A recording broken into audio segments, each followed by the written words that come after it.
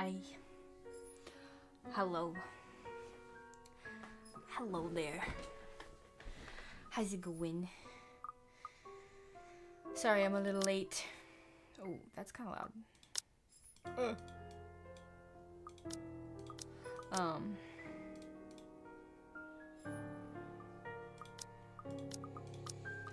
Yeah, sorry I'm a little late.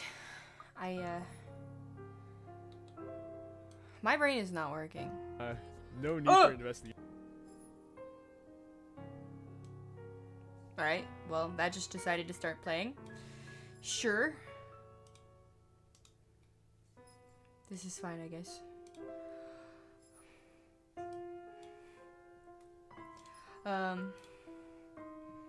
Sorry, I'm a little all over the place. We're playing a horror game.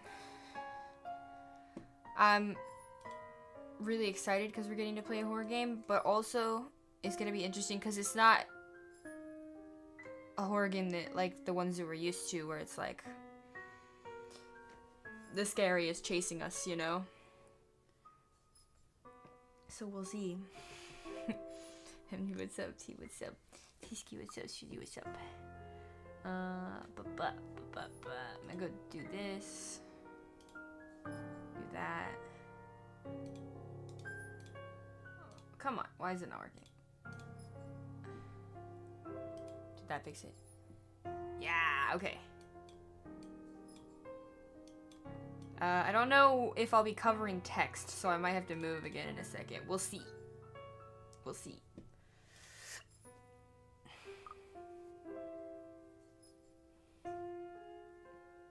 Okay.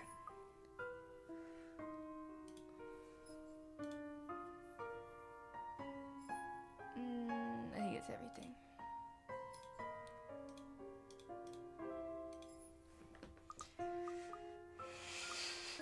Genki, what's up?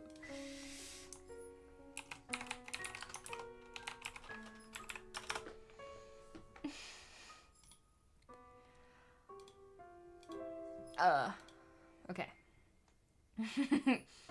Amazing her sponsored Azure Lane stream as she is trying to pull for Pearl, of course. I expected nothing less. Wait, she's trying to, like, she's trying to pull for Pearl? I expected her to want, does she know the character's not rate up?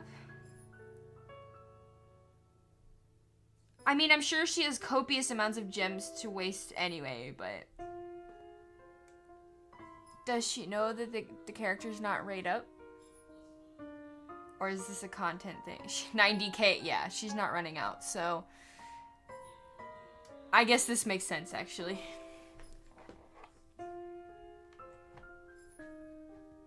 She probably does. Honestly, that only, like, adds to the degeneracy that she's willing to sit there for so much extra time and pull for a character that would be, like, coping so hard. But she needs it. Swooter, what's up? Barrett, what's up? I'm tired. How are you doing?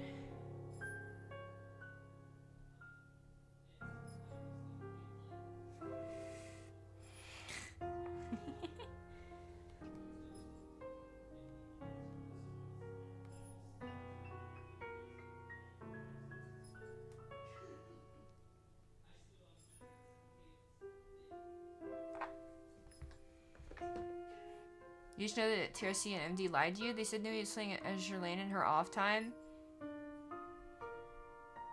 Which is level 99? That's slacking. I played Azure Lane in my free time. And I wasn't 130. Just happened to be playing in my off time, so I'd argue that it is still very possible that was the case.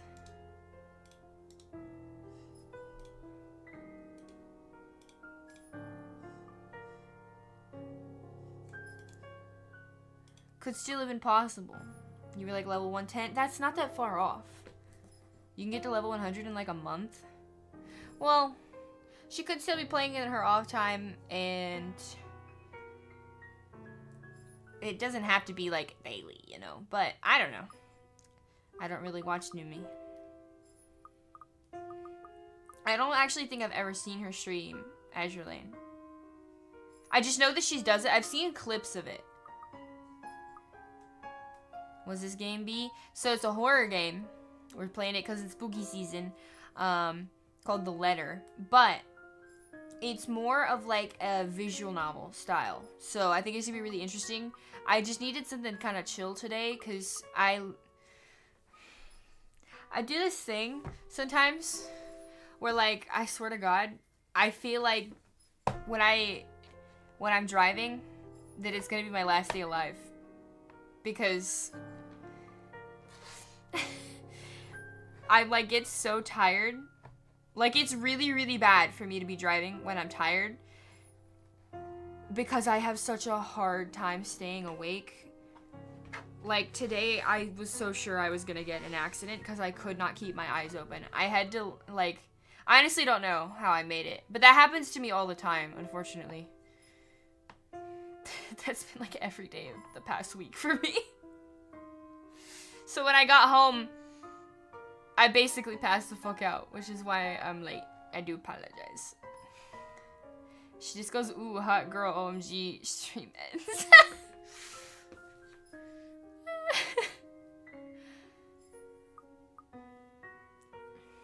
Can I have your figures in PC if you die? Purell already asked for the figures if I die. Jesus Christ, what the fuck? I just hit start and it screamed at me! Why? He can buy those himself. Oh my goodness.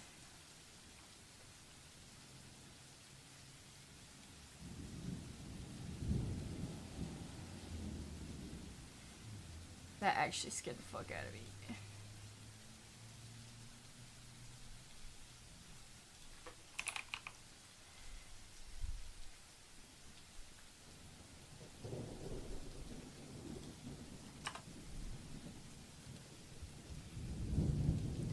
Can this Discord notification go away, please? Thank you. There we go.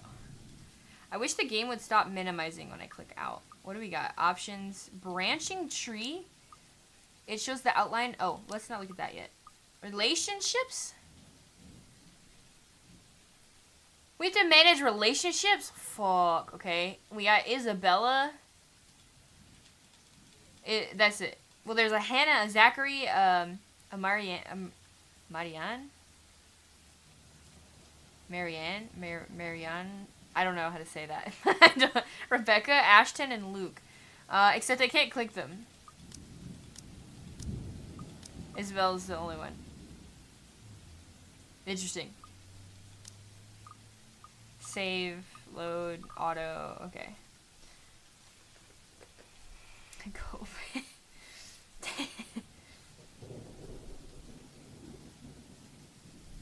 I don't know how my computer or figures would get to you, though, if I died.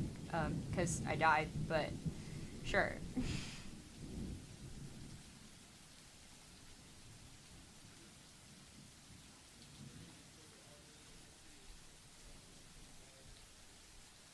We're gonna be stuck reading the same sentence in 5 minutes. No, we're not. Ermagerd.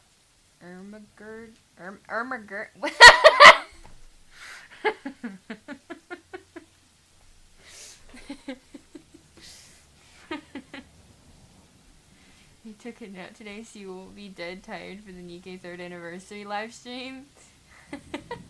I accidentally took a nap.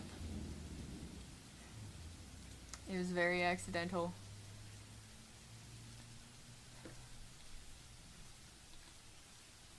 Yeah.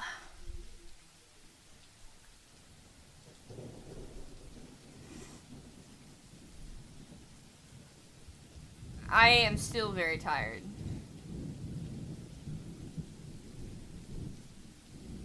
$5 a.m. I'm so sorry. That's probably not gonna happen. When does the event come out, by the way? I know I've asked this like a million times. I'm so sorry. It just will not stick in my brain.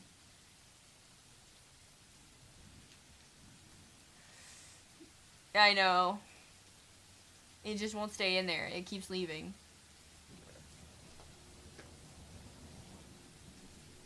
A week after the stream. So next week? Don't they normally come out like Wednesday, Thursday though? It's less than a week? Or 2 maybe? I don't know. Okay, we've been on the screen a minute. Probably should read it. Oh, that's what you were trying to type. I didn't even... When I read this, like, my brain wants to read it. It makes me think of, like... It was, like, a way you could, like, jokingly say, like, oh my god. Be like, oh my god. That's what I feel like I'm saying when I read this. Your bed is on the 6th. I don't even know what today is. That's 2 weeks, right? I think that's 2 weeks. Surely. 2 weeks, okay. The how do I not say it like that? The Ermengarde Mansion? Surely? It was built for Lord William... Oh, I'm blocking text. Of fucking course I'm blocking text. Fuck. How bad am I blocking text? Let's see. Not really that bad. Okay, I'm gonna do a thing for the sake of doing a thing. Because it'll help us a little bit.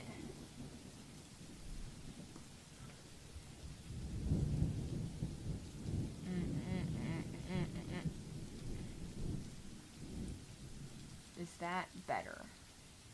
Yes, I'm blocking less text this way. Okay. I'm gonna try that first.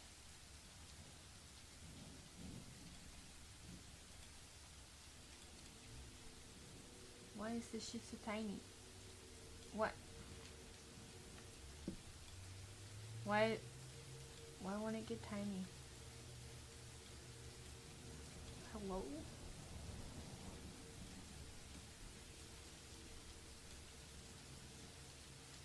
I've never seen that before, but alright, sure.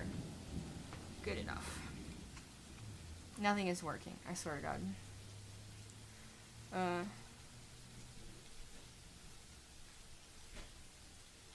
It might be the 3rd. It might be next week. Oh.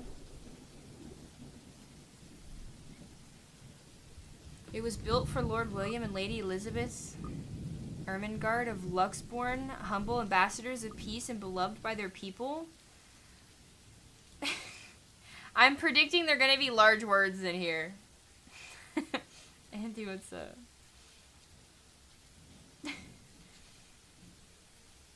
And, well, we all know what happens when there's large words. Yay. Both were well known for their compassion and generosity, never failing to extend a helping hand to anyone in need. Under their influence and wealth, what was once a small, sleepy village grew to a prosperous and bustling town. However, the seasons of joy eventually ended when the good nobles perished at the hands of a great plague. Their riches and legacy were henceforth passed on to their only child, Lady Charlotte Ermengarde. I'm just gonna go with that. The mansion has stood since the 1620s, a witness to a very long history of joy and pain. After Lady Charlotte the house was eventually left uninhabited. And that is when it began. Surrounding villagers spoke of seeing and hearing unearthly things and cries and howls that filled the nights, and hearsay of a mysterious woman roaming the hallowed halls aimlessly. People who dared enter its walls were simply never heard from again. Even after 400 years, the stories remain, much like the house itself. Whispers about the once great house, its legend, and its curse still fall upon the villagers' ears, In spite of this, the current owners are convinced that the stories are nothing more than a hoax. Interesting. Just being annoyed at your bank. It's down. Oh shit. That's a bank for you. I'm not ending them in a question. I don't know why I do that or when I do that, but I'm just trying to imagine if I was trying to say this to somebody. Like if I had some reason to be saying this to someone. Just say it how I'd be saying it. Or read it how I'd read it in my head. I don't know. I'm attempting to prevent the question thingy. Purell did want us to play this, yes. Is it just for Nikkei? I feel like the reason I do it is because when I'm talking, my brain already knows what I'm gonna say or what it wants to say, what it's gonna try to say. But when I'm reading something and I don't know what it's gonna say and I have the potential to make mistakes that my brain wasn't prepared for. Like, even though I make mistakes when I'm talking myself and I'm trying to say what I mean, I might make mistakes, but my brain still knew what I was trying to say. When I'm trying to read something, half of the time I have to figure out what I'm trying to even read in the first place. And I feel like maybe that's why I sound like I'm reading questions, because maybe I'm just that confused. I don't know. Being abandoned for 400 years. No way it'd still be standing. It has current owners. I don't think they live here, though. I don't know. We're gonna find out, though. Yep. Alright, fine. In spite of this, the current owners are convinced that these stories are nothing more than a hoax. With little regard for the truth, they had Briar Realty Corporation place the property back on sale. Like Pandora's box, the secrets that lie inside await to be discovered by brave souls.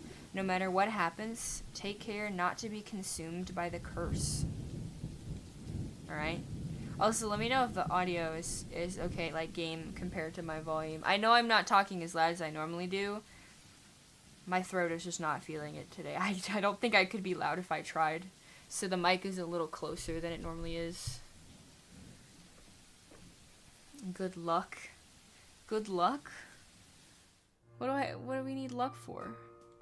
Isabella. Oh! We're getting a call from Rose. Isabella, are you there? Where are you? She's so British. She's so incredibly British. Are we Isabella, I guess? A familiar jittery voice comes from the other end. Oh, hey Rose. I'm at St. Goretti High. What's the matter? We are also voice acted. Okay. What do you mean, what's the matter? It's a mansion, silly. I'm here and you're late. Jeez, we're on shift together. You promised. Oh my god, please don't tell me you forgot. You were planning on leaving me to check this place out on my own, weren't you? She's so incredibly British. You chickened out. Calm down. You know I take my promises seriously. I'd like to believe that. So hurry up and get here. This place is huge. A bit too quiet since no one's lived here since, like, forever, but beautiful nonetheless. Why are you so surprised? This isn't the first time you've been there. I know. I just wish I could live in a place like this. Music's a bit loud. It does sound a bit loud.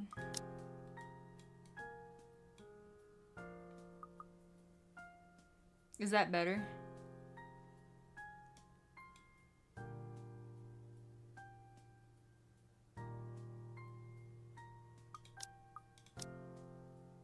I can also turn people down specifically, it looks like. Rebecca is a little loud. Wait, was that Rebecca? I think it was Rebecca. Rose. There is not a slider for Rose. So I'm just gonna turn them all down a little bit.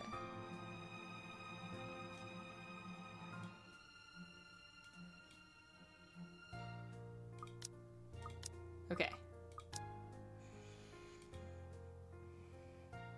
It really takes my breath away. Yeah, well, I wouldn't be so sure about that. Not after the rumors that say it's haunted.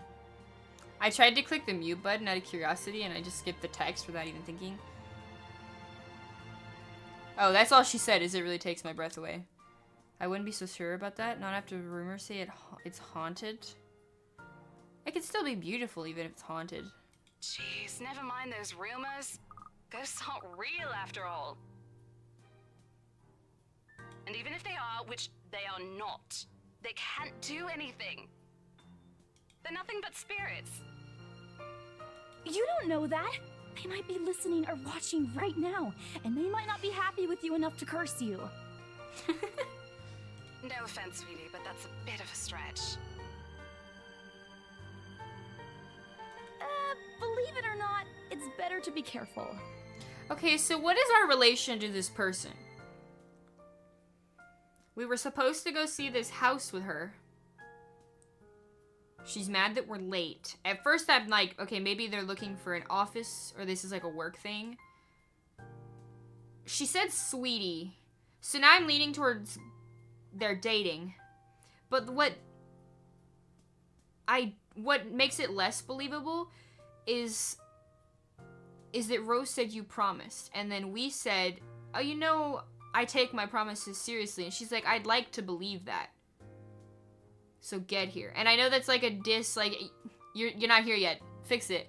But at the same time, I feel like if you knew someone really well, that's not what you would say. I don't know. Maybe I'm reading too far into it. Right.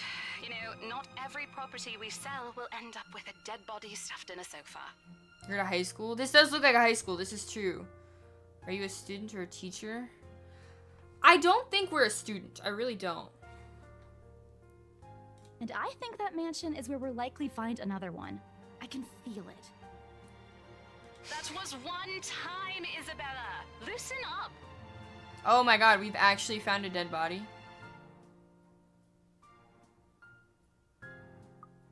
She literally said she was at high school? Oh, I'm at St. Goretti High. What's the matter? That went a little over my head. Teehee. Again, I really don't think we're a student, just by the way we act. Wait, just get here ASAP, please. I'm getting bored being here on my own. Maybe she's at Goretti and she's high. Fine, fine. Let me just finish up here. I'll be right there soon. We seem a little mature to be in high school. Okay, I don't know. see you. Bye. Also, we're looking at a house. She hangs up before I can respond. Oh, there's something new in the journal, but I don't really want to click that yet. I don't know if it's spoilers or not. Rose, she's as charming as ever. Still as charming as ever. Who was that? We have another British lady. You want me to join a carry team for K-Op with your ace? Or are we playing tomorrow?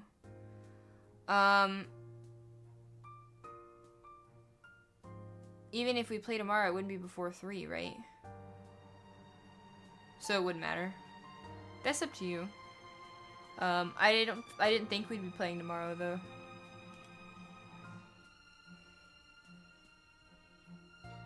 I look up from my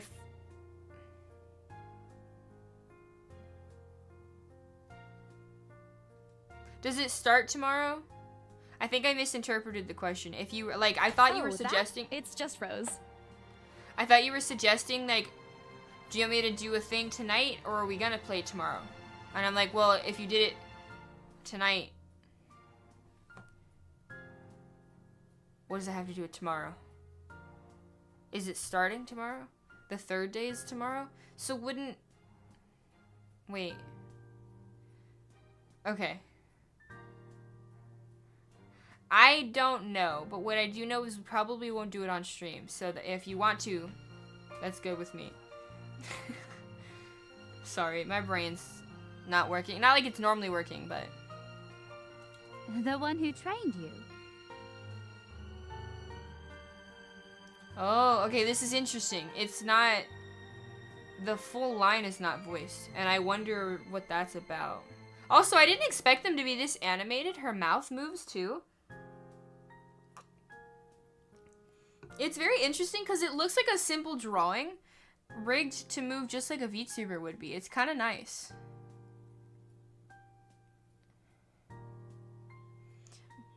The one who trained you for your job back when you started. Yeah, so it seems like we work here.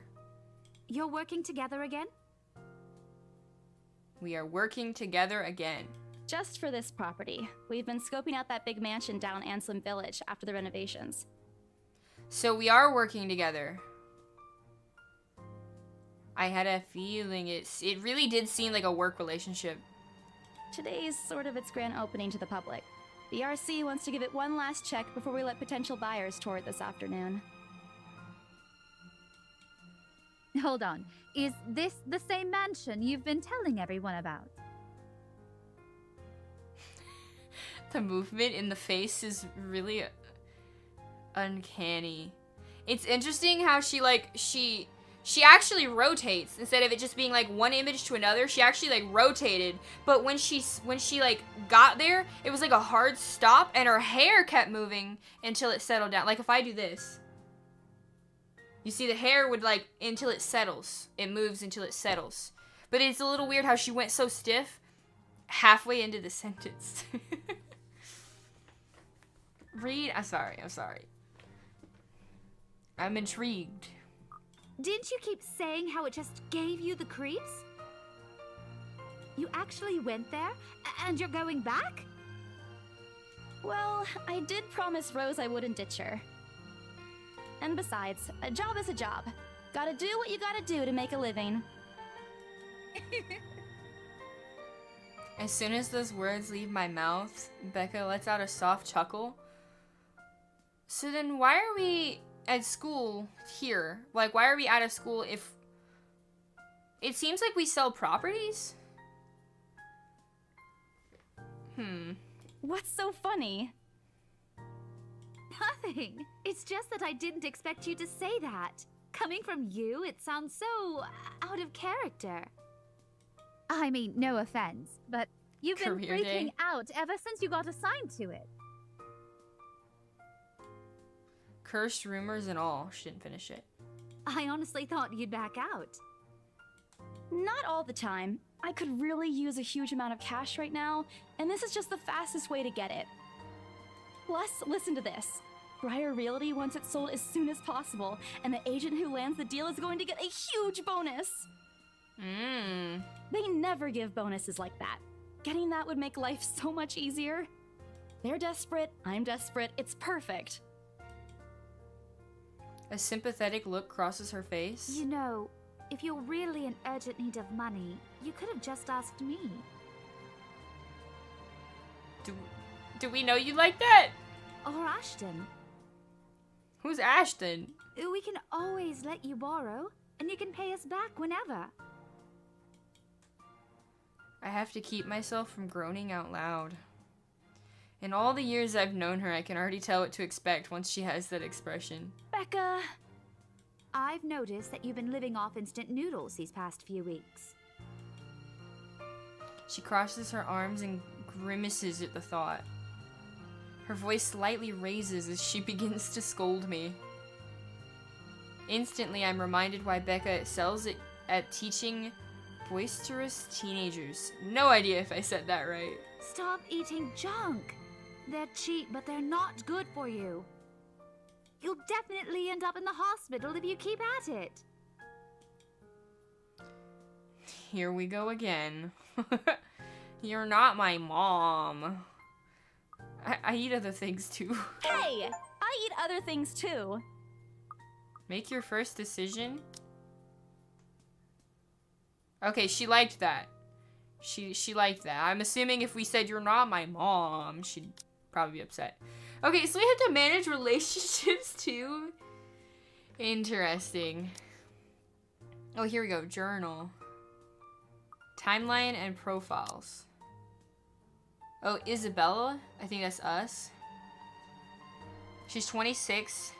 She's only 5'2". She's an estate agent. She's Filipino. Catholic. She's a fine arts undergraduate. She likes cinnamon rolls. I read that as dog food. She likes dogs and food. Police procedural dramas. That sounds so who's like, oh, what do you do in your free time? Oh, I watch police procedural dramas. Bitch, what? Huh?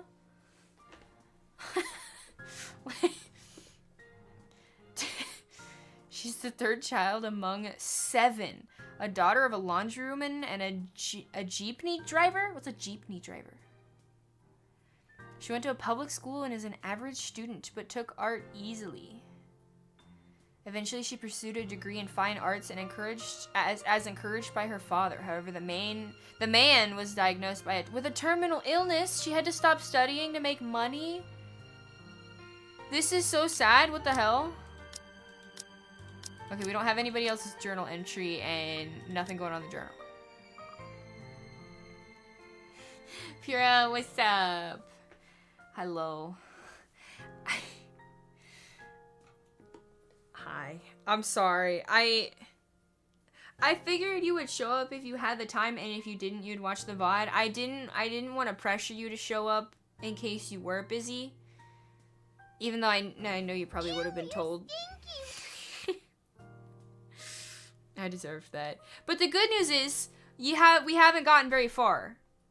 We haven't gotten very far. We literally like just started. So, and this was very last minute. Well, I intended to play this today, but I actually almost canceled. I got home and I was so fucking tired that I passed out. And when I woke up, I was like 50-50 cancel and go back to sleep because I'm really, really, really tired, or play a game, stream the game. And I'm like, well, this game is chill. It's not like gonna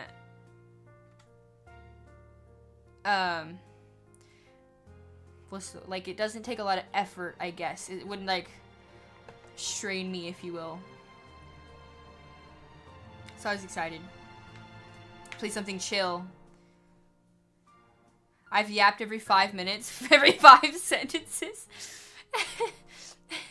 Okay, I might be yapping. What are you trying to say?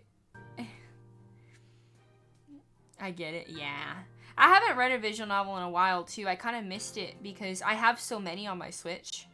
And I've only ever actually, instead of playing multiple, I just played one until 100%. It took me so many hours to get that to, 100%. Every route, every dialogue, every art, I wanted to unlock it all. And I wore myself out a little bit, so I hadn't played the next one, even though I own, 10. And I really wanted to get back into them. So I've been kind of craving another visual novel anyway.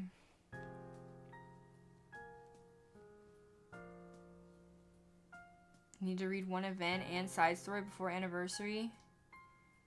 If it's on the 30th, god damn. If that's what I gotta do, that's what I gotta do. But the day it comes out, we can always read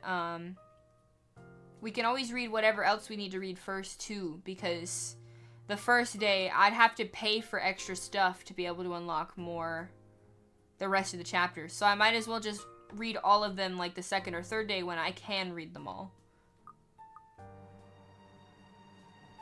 So I don't necessarily need to get them read beforehand, if you know what I mean.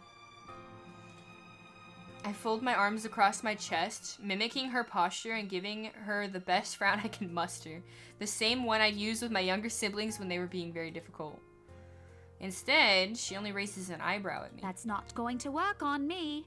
And I saw it when you were cleaning your flat last week. Saw what? The instant noodle cups outnumber everything else. You're just exaggerating. Did you even see what's in my cupboard yet? I'm not just living on instant noodles alone. I've got canned beans, peas, tuna, ham, and even hamburgers in there.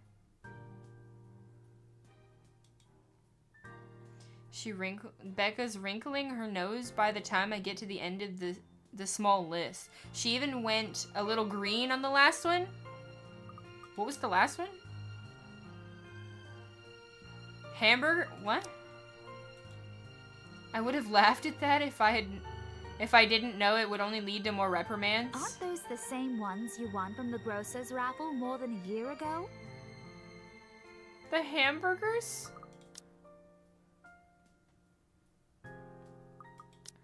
Oh, I sincerely hope you're checking the date stamps on those things before eating them. I don't want a repeat of last year. I hope we don't have food in our fridge too that long. That's nasty. In any case, those are still not exactly healthier choices, Belle. She shakes her head, possibly laughing at some funny, distant memory. When she looks up, I immediately brace myself. More words. Sometimes it's just better to let her talk until she's out of things to say. But when she turns her attention back to me, there's only warmth in her smile. What am I going to do with you? She says this more to herself than me, her voice shifting to something kinder, even motherly if I'm looking for the exact word. I hope you know that it's impossible not to worry about you when you're like this. You don't have to keep eating the same thing. Didn't I tell you before? You're always free to reheat my leftovers. Thanks, Becca. I really appreciate it, but you don't need to keep babying me. You've been taking care of me since after I moved here. You have to take a break sometime. And before you ask again, no. You know I'm not a fan of borrowing money. And I'm not going to ask you to give me what you earned hard for yourself. You and your pride. But suit yourself. The offer stays on the table, though. I nod in response, if only to get her to drop the topic. But I'm pretty certain I'll never take that offer. Ever. It has nothing to do with pride. I've simply seen plenty of times how friendships can take a turn for the worse just because of a few unpaid debts. I don't want something like that to happen between me and Becca. We may argue about a lot of small, petty things, but she already feels like a real sister to me. I don't want to lose that friendship over something so trivial. Also, I love how we're just having such a casual conversation when our work partner's on the phone, like, you're late. Get here now. And we're just like, I eat more than ramen. What are you talking about? Give me your best awa and I'll send you cat pics. Awa.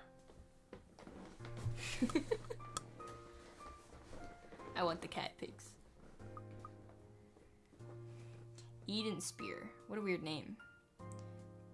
26 through 40. It doesn't spoil anything.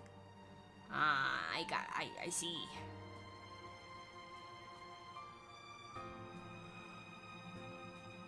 You can put them in fluffers. Share the cats for everybody. Becca's movements when she takes a quick glance at something behind me snaps me out of my thoughts. Well, enough chit-chat. Lunch is ending, and my students will be back any minute. Okay, so she's a teacher. Where's Dio when you play a spooky game? Not here.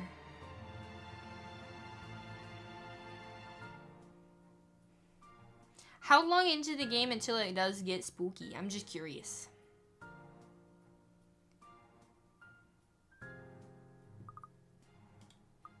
We can catch up later. Good luck with your clients. You better treat us to lunch or something if you get that sale. Talking to women is spooky. Oh my god, you're so right. Wait. I didn't even think about that. You bet! With a smile, she returns to her desk and begins shifting through the pages of a rather thick history book. That is not a smile. Even if a small one, that is not a smile. She seems very upset by the fact that we refuse her help. And we'll treat ourselves like crap, even if it means not borrowing money from her. She's probably working on next week's lesson plan, or trying at least. Her eyes are still distant. She doesn't seem too attentive to whatever's on the page. As if she heard my thoughts, she started coughing heavily. Her hand hastily goes to her mouth to stifle the sounds. This is precisely why I followed her here. For someone who makes a habit out of worrying about other people, she sure forgets how to take care of herself. Hey, you sure you can manage on your own? I mean, you're still a bit feverish. Ah, hush, dear. Don't you worry about me. Sent to the Fluffers. I want to see.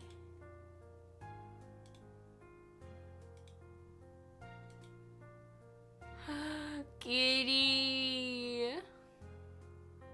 Pretty kitty. Fluffy kitty. Kitty. Amazing. That lighting.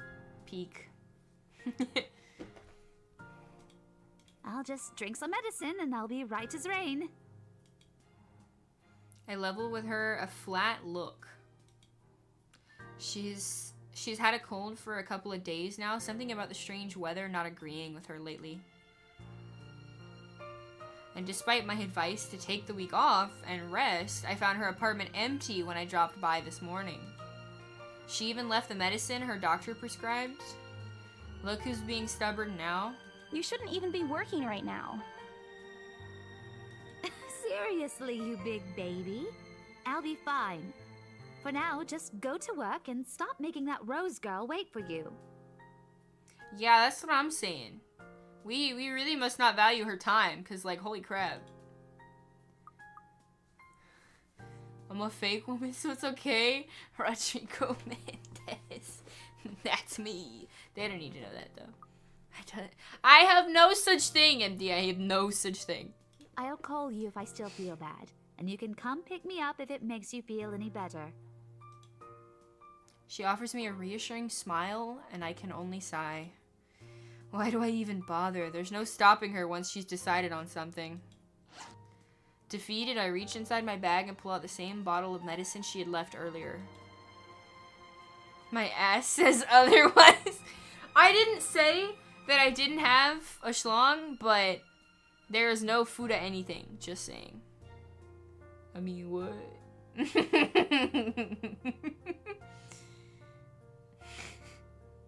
The way the one eye, just the one eye closes on that cat gets me every time. Kind of like the Dora what.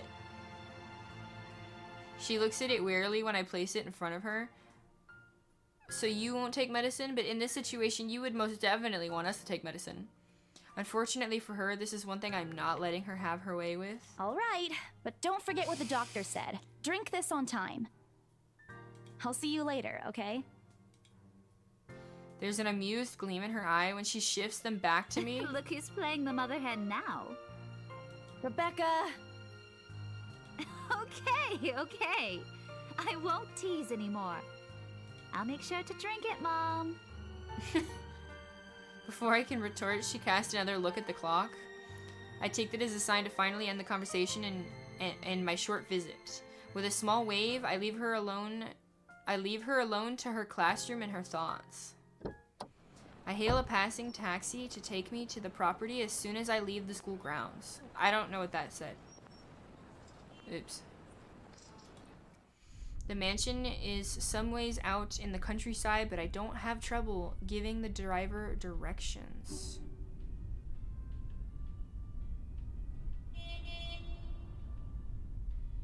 So let me get this straight. Let's say we had a specific time we were supposed to be at this mansion that is some ways out in the countryside. I would imagine that this is implying it is quite a drive. And we went to drop off a bottle of light cough syrup.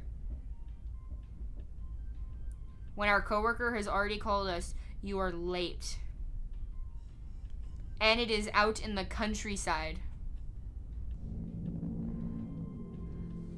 What?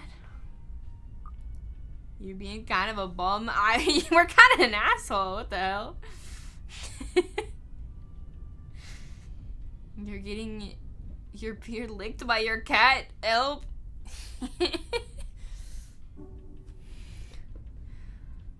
What is it like the texture? I don't know. I'm a dick, apparently. Apparently I'm a dick, yeah. I mean, what? Apparently everyone in Luxborn City knows of it, including every bit of rumor surrounding the place. In fact, the mention of its name is enough for locals to even to give you cautious sidelong glances. So how do you plan on selling it? I learned the hard way the first time I commuted there, and it only boosted my belief that there's something more to the house. Even the news of it being renovated and placed back up in the market has caused quite a stir. Thankfully, it died down a few weeks later. The place would have become a lot harder to sell otherwise. TRC, what's up? I avert my eyes from the window once the building shrinks in the distance. We get a glimpse of the countryside soon. We get a glimpse of the... Yeah, I read that right. Yeah. Although a quick glance at my watch tells me we're still a few minutes away from our destination. Might as well get some work done. Rose did ask me to review the mansion's documents. This is, in fact, elevator music, yeah.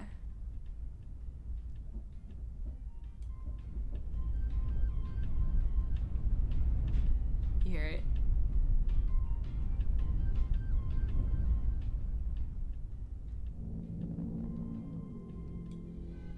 That is, in fact, elevator music.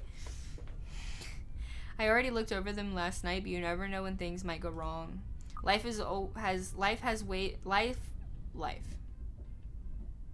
Yeah.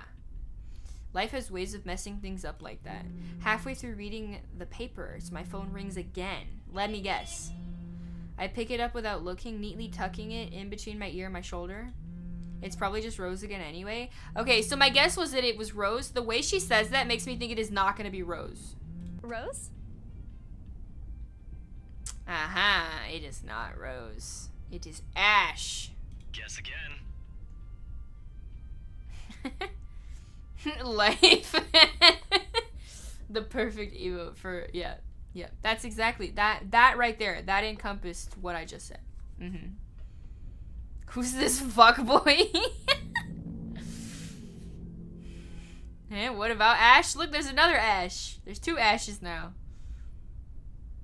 But tell her I said hi. Teehee. That voice. Ash. Bingo. Hey, what's up? Just checking if you're still cool later this evening. You mean that thing with Zach? Yeah. He even called in the middle of the night just to remind me. No, don't worry. His I voice didn't is kind of forget. deep. I'll be there. Cool. I'll see you later. What time do you get off? Around 6 p.m.? I don't know. It's the first day of the Ermengarde Mansion's open house, and we're Ermengarde, expecting I quite was a right. number of potential buyers. I'll be booked the whole afternoon. We are expecting quite a number of potential buyers. I have a feeling there will be nobody. Or there will, in fact, be a lot of people, but it'll be, like, fucked. Where's this chainsaw? Oh, the Chainsaw movie came out, right? I'm so excited. I gotta wait for it to go on Crunchyroll, though. Because I'm not gonna go to a movie theater. You'll text her, don't worry. Thank you. Zach's probably an asshole. Because of his name alone. Zach just sounds like an asshole.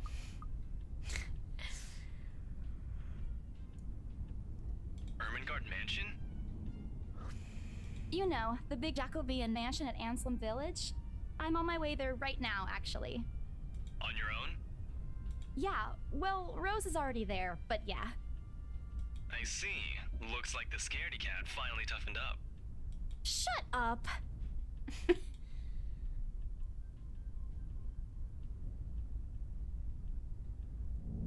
Ash chuckles. I can't help but roll my eyes upon hearing it. I'll see you later. Drop me a call when you're done. I'll see if I can pick you up. Whatever. Bye. Stupid asshole. Stupid asshole, she says. Oh, he's teasing me whenever he sees a chance.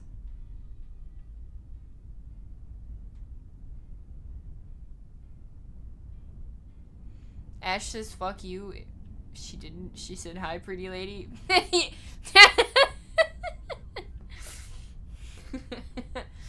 Okay, then you have to translate this too. Fuck you too. End quotes.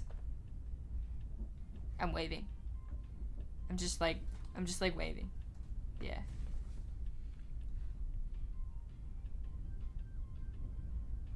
An asshole sound. Are those asshole noises? Oh no. How do you even. Are those like. Are those. How do you. I would love to know how you say that.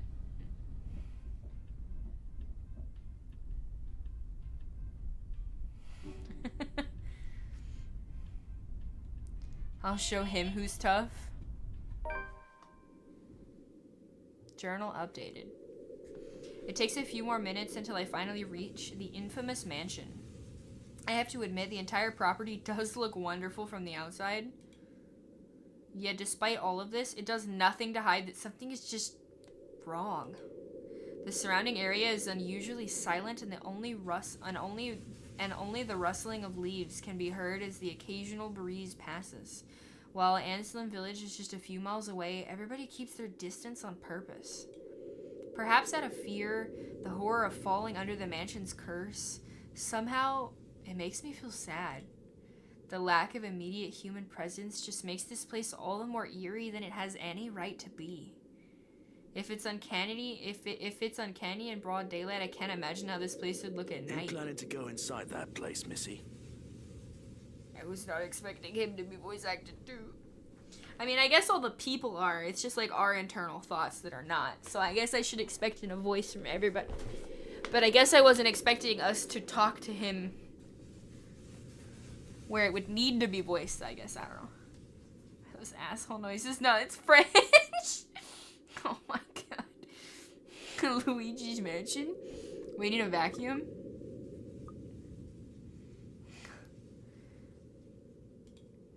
The voice nearly makes me jump out of my skin. Also, what's in the journal? Oh.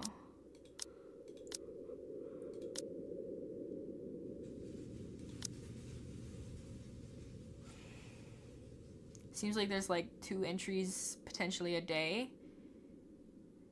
Before going to the Ermengarde mansion, Isabella Santos drops by St. Goretti High School to check. I thought this said cheek on Rebecca. The former reminded the latter to take her flu medicine before leaving. On the way to the mansion, Isabella received a phone call from Ashton, reminding her of Zach's movie premiere that night. Did it even tell us it was a movie premiere? I think you had to read that here to know ahead of time. Without completely taking my eyes away from the house, I give the driver a confused nod. A beat passes while I wait for him to say more, but his only answer is a non-committal hum. I don't know what that means. Belatedly, it occurs to me that he must have been waiting for my payment. I mentally slap myself for spacing out and promptedly hand him the fare with an apologetic look. I expected him to leave as soon as I paid, but there's a hesitant expression on him, as if something hasn't been said yet. Is there something wrong? Look, Missy, I'm sure you've heard what the people are telling everyone about that place. You hump non-committedly too. Nobody likes to be disturbed when they're at peace, and I'm pretty sure whatever they say is in their house doesn't want to either.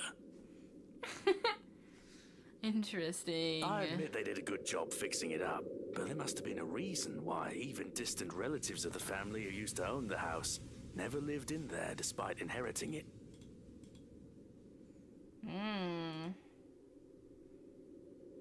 No wonder they wanted to get rid of it. Maybe they just didn't like it? You never know. He drives off after, but what he said has left a foreboding feeling in my gut. I breathe out a heavy sigh as I approach the house. After hearing enough of the rumors, I should have expected the conversation to take that turn. But I'm already here. Backing out is completely out of the question. It's not like I have a choice anyway. If I want to get that bonus and commission, if I want to get that bonus and commission one way or another, I've got to sell this property.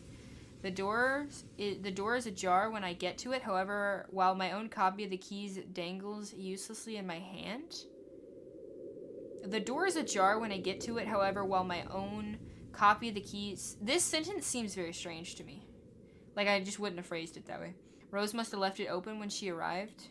That's weird. Maybe we'll be the only people out here this early, but I've never known her as someone careless. There was a door. Or maybe that was the door behind us. There's just portraits everywhere. Oh, I didn't mean to do that. I never understood having, like, massive portraits everywhere. Personally, wouldn't do it. Would not recommend. Entering, what greets me inside leaves me gaping. You heard that, right? Entering, what greets me inside leaves me gaping.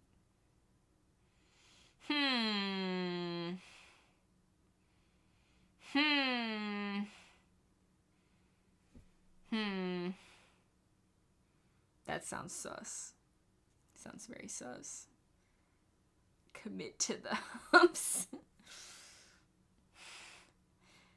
There are some typos. Weird that they've never fixed them. Also, sentence structure can be odd sometimes. Yeah, I've seen that. I'm a perv? Tell me that doesn't sound weird. You can't, because it does.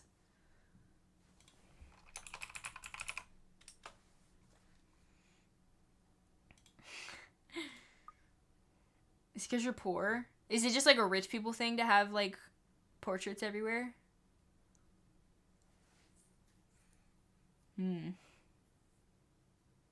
I also absolutely hate, like, tell me why they hung these just low enough that it's over the line.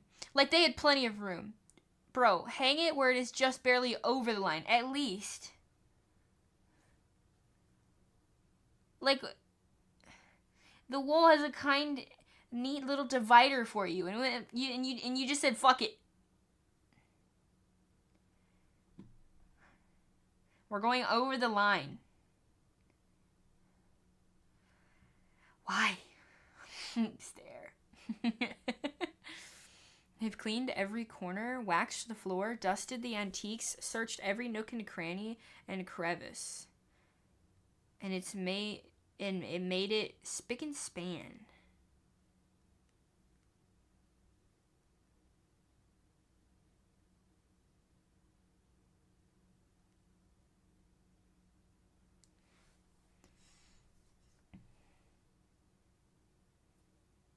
You were watching puppy clips? What did you miss? Not much. I'm still yapping.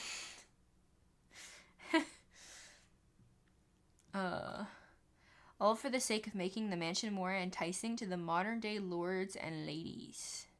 But no matter how hard they try, the mansion still looks as soulless as ever. As though it's gonna eat you alive.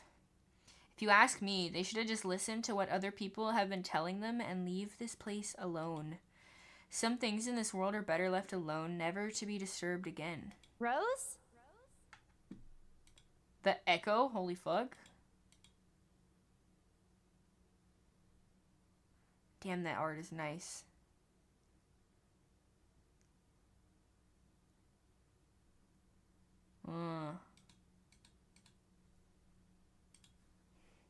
I call out. Rose, I'm here. Where are you? My voice echoes softly throughout the hallways. Who am I kidding? In a place this big, I don't think she'll ever hear me, no matter how deafening the silence is. She could be all the way at the other side of the property, for all I know. Quickly, I reach for my phone and dial her number. But... The number you have dialed has not been recognized.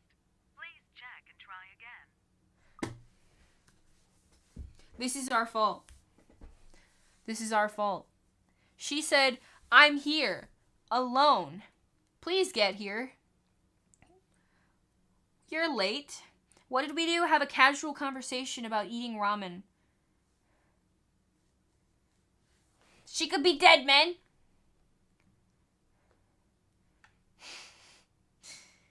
She could be dead. What do you mean has not been recognized? We were just talking a while ago. It's not like she was eaten by the house, right? Or maybe the ghost did hear us talking and spirited her away. Right? No, Isabella, don't be ridiculous. She probably just wandered deep into the house and lost signal or something. Don't you think it would be like, is not available or not available? I feel like that not recognized is a very strange message. Also, I just realized there's these two people in this portrait in the window too. That's pretty cool.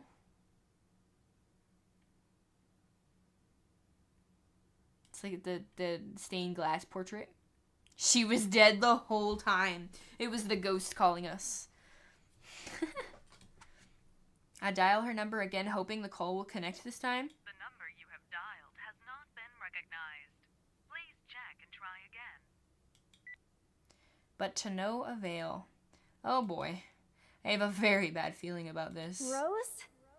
If you can hear me, please come out. Come on, Rose. This isn't funny. You know this place gives me the creeps. No answer. This is not gonna work.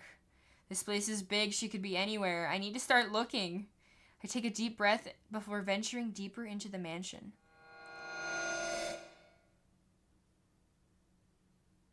Very loud sound effect. Taking a couple of steps forward, I notice something move above the grand staircase. What the hell? Rose? Rose, is that you?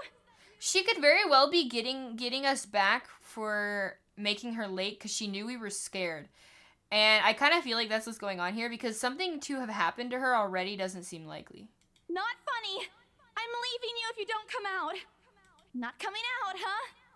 Fine, I'm going. Okay, now it seemed less like a prank. Okay, that's a lie. She's my friend. I can't really leave until I know she's alright. Growing desperate, I try and call her again. Come on, please give me something. Please, Lord. Finally. Oh. Hello? Hello? Rose, I'm here at the mansion. Where the hell are you? Okay, this is actually creepy. She doesn't respond, but there's also a heavy static coming from her side. I sincerely hope it doesn't get cut off again before I can get an answer from her. Rose, come on. Where are you? A few moments pass until the static eventually starts to quiet down. I'm sick. What the fuck? What? The attic? Why? That's creepy as fuck, man. Man, do I really need to go there? With how deep inside the mansion the attic is, there's barely any signal there. No wonder I can't contact her. You don't like big staircases in the middle of the house? Then again, can fall down in style. My god. I don't know why. If I had a staircase like this, I could just see myself falling on it all the time. But why is she there? Out of all the places, she just had to make me go fetch her from the creepiest room of this place. If you haven't been here yet, then how do you know it's the creepiest? Or where it is? I mean, I'm sure there's a floor plan, but still. Is she doing this to get back at me for being late? Whatever. I'll just go. The sooner I meet up with her, the sooner I'll feel better about being here. I'll carefully make my way up the staircase. My legs wobble as I mentally curse at the fact that I've chosen real estate instead of picking a career that does not involve strange abandoned houses. Upon reaching the top, the grand hallway greets me. It branches out to the two major wings of the mansion, east and west. There are two attics, one on each side, but the east one has been converted to a storage room of sorts, and somehow I find it least likely for Rose to have wandered there by herself. Besides, she never did like going into stuffy storage rooms. That is such a weird thing to say. or to know about someone that they don't like going into stuffy storage rooms. Like, that is just so specific. I think maybe it's okay because they work in real estate, but that's just, like, oddly specific. So I head towards the west wing first, where a simple wooden door at the end of the hall opens to a small room. Inside is another set of steps leading to the second attic. Unlike the grand staircase, the stairs to the attic are steep and narrow, made of old stones and covered with a thick coating of dust that just kicks up into the air with every step. Slinky? Oh, heck yeah. Do the slinky on the staircase, watch it go. Bash the toes? Yeah, I'd probably fall going up the stairs. Bashing my toes on the way. Thank God it's still daytime. If it wasn't for all the light streaming through the door behind me, it might easily stumble around and fall. With how old the place is, there's no light fixtures to illuminate the cramped passage up. Why didn't they bother to add one here when they renovated? Why they didn't bother to add one here when they renovated escapes me. They did it with the rest of the house. A small bedroom welcomes me at the end. It looks exactly as it did the last time I was here, full of dust, worn out, and faded by time. Odd, I thought they cleaned everything. So the attic is just a small bedroom? It's tiny and it doesn't appear like she's in here, and there's a very ominous sound going on right now. Did the crew miss this room? Cleanliness is the least of my concerns right now. The more pressing matter is Rose. She's not here. Was I dreaming when I talked to her? Did I mishear? No, it couldn't have been a dream. After all, the creepy ambience of this estate is doing a remarkable job of making sure I stay alert and awake. And I'm sure she said she's here. Is this a prank? Or maybe that phone call was Rose's last message to me before the curse got to her? Ugh, shut up, brain. You're not helping. Don't make this scarier than it already is. But if she's not here, then where is she? That scared the fuck out of me. What the hell was that? That's it, I can't do it anymore. I'm leaving.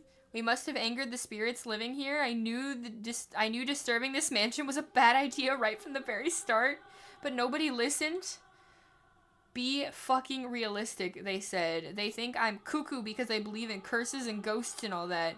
Me and my outlandish backwater country beliefs. But I've always strived to be a model employee. But not this time, no. I'm turning back for the sake of my sanity.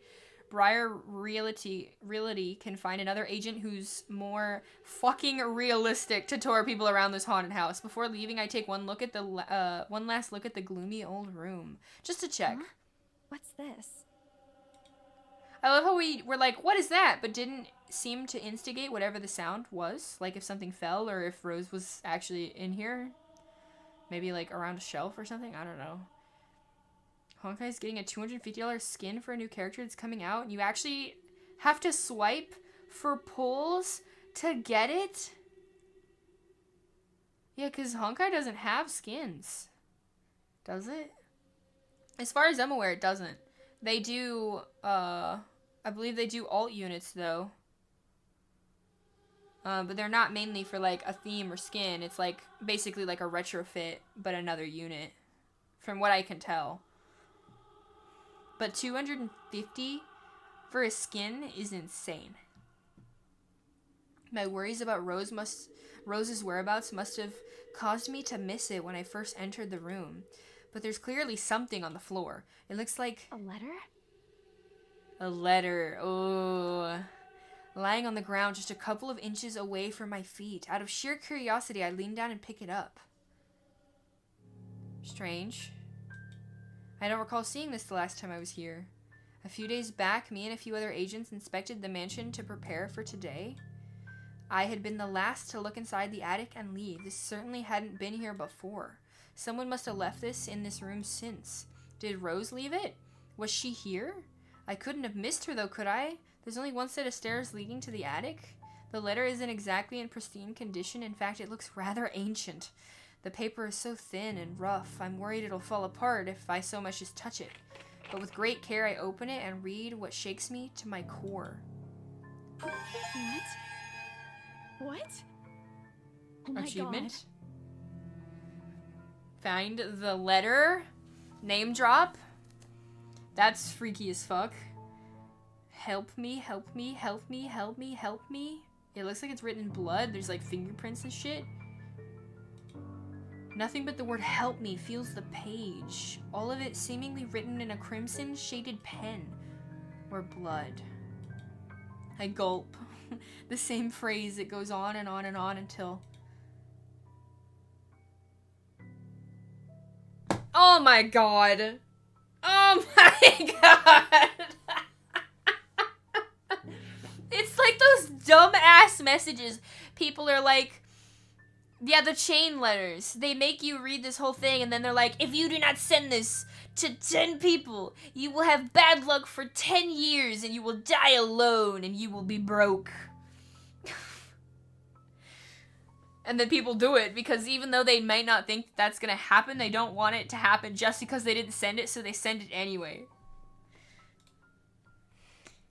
Send this to 5 people or else. Or else what? Is this supposed to be a play on that? This seems like a joke. Like this, if I saw this, my first thing I'm not thinking is, oh my god, something is threatening me. I'd be like, this is a joke. This has to be a joke. Or else what? As quickly as I can, I scan the back of the paper and peek into the envelope to make sure I'm not missing out on a second page. But there's nothing. No. Oh, please, no. My hands tremble as dread creeps over me. The room is suddenly getting colder. I need to get out of here. Folding the paper in half, the sight that greets me next is frozen on the spot. What the fuck? Okay. Look. We were very clearly, in the photo we were just looking at, by the way, we were kneeling down, holding a letter, facing a wall next to a bed. If we stayed like that, right in front of us would be a wall. So, very clearly we must have rotated to the side. Rotating to the side versus the first image would have made us face a farther wall with a chest and like a chest, like a drawer, a chest like next to it. It didn't seem to be a very big room. If something walked in here, you would have seen or heard it. Also, there's just now blood all over the floor. And even though, yeah, it looks like he smeared it when he walked, it seems like a little too much blood to be just like, just now. I mean, he's bleeding. Bro, the fucking toenails missing is freaky as fuck. That's nasty. You can see bone and tendons. A pair of blood-soaked feet enters my field of vision. Oh, okay. That's where the visual novel part messed me a little bit, because I'm like, okay, all of a sudden feet. No, it's like they walked up. But this means, this is terrifying, because if you see feet, there's no way whatever this is doesn't see you. It saw you first, and that's terrifying.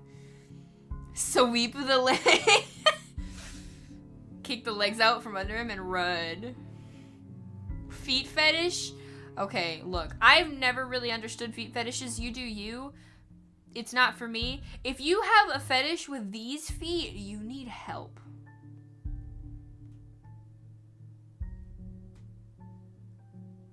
Yeah. You need help. Covered in gaping wounds, with skin eaten away to reveal flesh, bone, and all manner of things one is not meant to see. It's too much. All of this is too much. I want to cry, call for help, but the words catch in my throat. Even my feet won't move, completely paralyzed out of fear. Lord, please help me. Be brave and look up. Close your eyes and pray.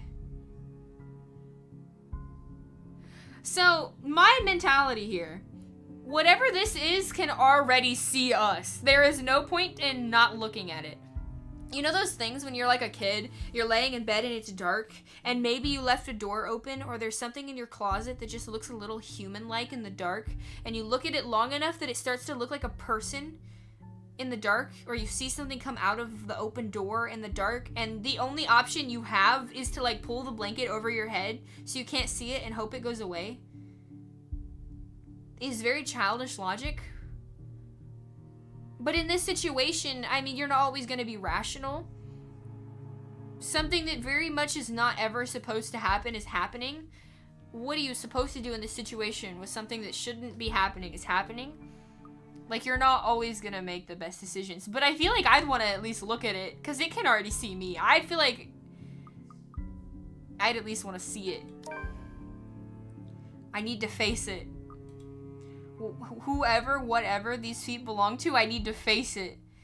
And if I'm gonna die, if they're gonna kill me, at least I'll know what my killer looks like. A cold comfort. So with a deep breath, I summon every ounce of courage I have left in me and shift my gaze upward. Imagine these are just like, what do you call the, like, stilts? Is that what they're called? The, like, wooden sticks that you, like, stand on and you can walk on. Imagine there's just, like, a stilt in here and these are, like, prop legs. We're being tricked. With a deep breath, I summon every ounce of courage I have left in me and shift my gaze upwards. Ah!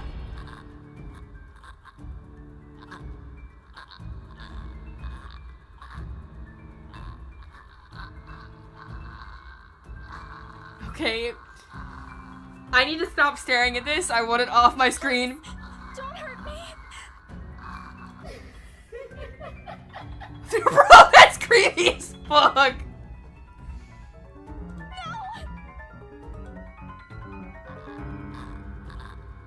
Without thinking, I scramble towards the door. Bro, her foot is fucked. I mean, they're already fucked, but like, that's... Why is the room bloody and dark now? This is a very different room. Without thinking, I scramble towards the door. I struggle to open it, but it just won't budge. Go away!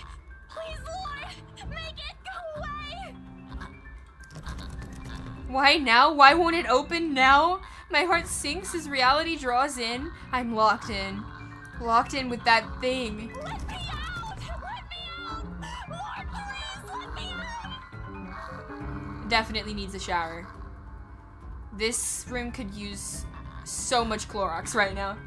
It's because you didn't send the letter to 5 people?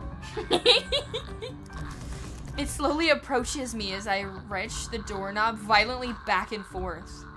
Tap Z! What the fuck? Please!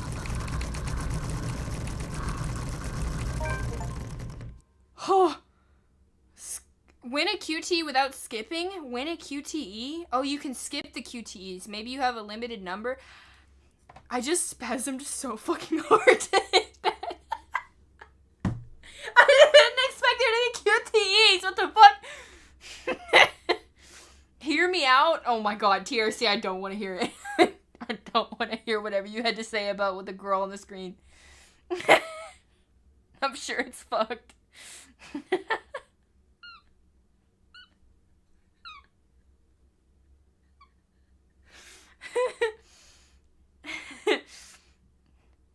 Yes?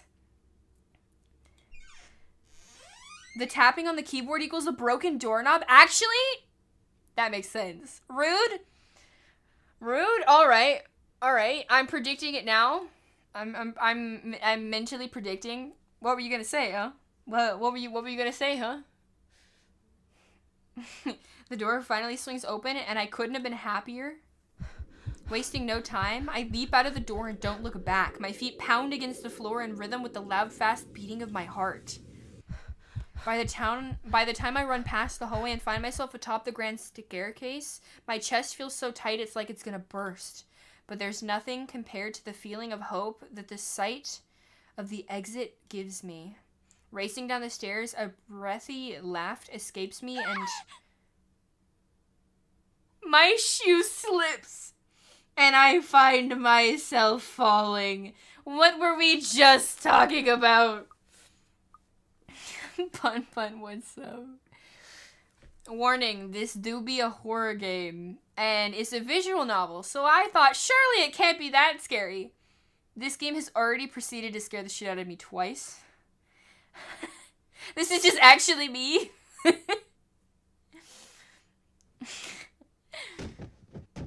Until my back hits the ground and pain racks my body. Ooh, it's chasing us! Why? It's chasing us. My head grows fuzzy and my vision dims as I fight to stay conscious. Go away. The last thing I see are those feet before all I know is darkness. Went looking for her missing co-agent, Isabella found a mysterious letter in the Ermengarde mansion attic. Driven by fear to what she read inside, thinking the place is cursed at work, she hurried to leave this place, only to meet... ...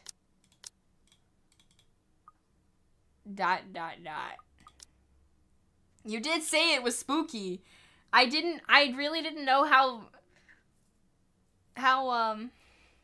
spooky a visual novel could be. I underestimated it. This is true. You were gonna say wood? What that mouth do? I fucking knew it was gonna be some thirsty ass shit. No. Denied. Denied. You know a darkness. Did you two fall down the stairs?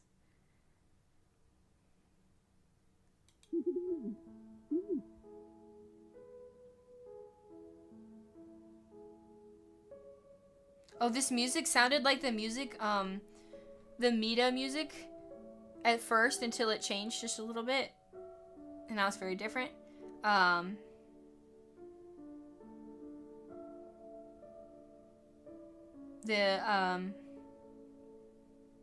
Wow. I can't even remember the name of the game. That's crazy. It's like one of my favorite games. Hold on. Hold. Games.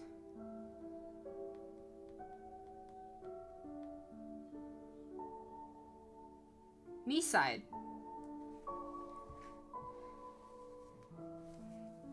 A buzz breaks the silence. I start to ruse, pulled into consciousness against my own will. I've never felt this tired before. I just want to sleep, but the instant buzzing, poking, and prodding isn't letting me. Watch this be our friend. So, like, hear me out. When she gets there, everything's fine. When we get there, we walk into, like, another realm, if you will. All of this crazy shit happens. We're passed out on the floor, and our friend finds us like, the fuck happened to you? The jumps are QTE. The jumps are QTE was worth it. The jump scare QTE. It was worth it. Good job. I'm assuming I probably would have gotten an achievement for failing it. I might have to do all of them. That terrifies me though, because this game has so many fucking achievements. Game content. 172 achievements. My old mattress may not be the comfiest of places, but that doesn't make me any more eager to wake up. Wait, we're in bed? That's definitely Rose. That's definitely Rose. 5 more minutes, Becca. I swat away at what is nudging persistently at my side. Come on, can I just get a few extra minutes of sleep today? I'll promise I'll work hard once I'm up. A hand lightly taps my cheek and something cold is suddenly being pressed against the back of my head. The icy sensation slowly spreads through the area, giving me an uncomfortable feeling. Isabella? Isabella? Steph, can you hear me? Isabella? Yep.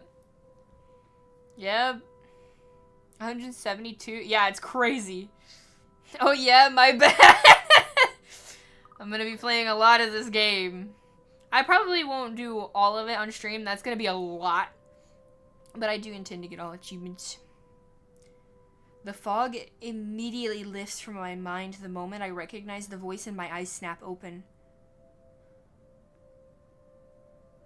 There, looking down at me, is Rose. Another woman loiters beside her, but my attention is too focused on my co-agent to even ask why there's someone else behind her. I'm assuming she's somebody who came to look at the house, and they just found me passed out at the staircase. Does not make you want to buy the house. Rose's posture just screams worry, although she's keeping a straight face, or at least trying. I can't help but feel bad for making her fret. A wave of dizziness washes over me as soon as I try to get up, forcing me to lie back down again.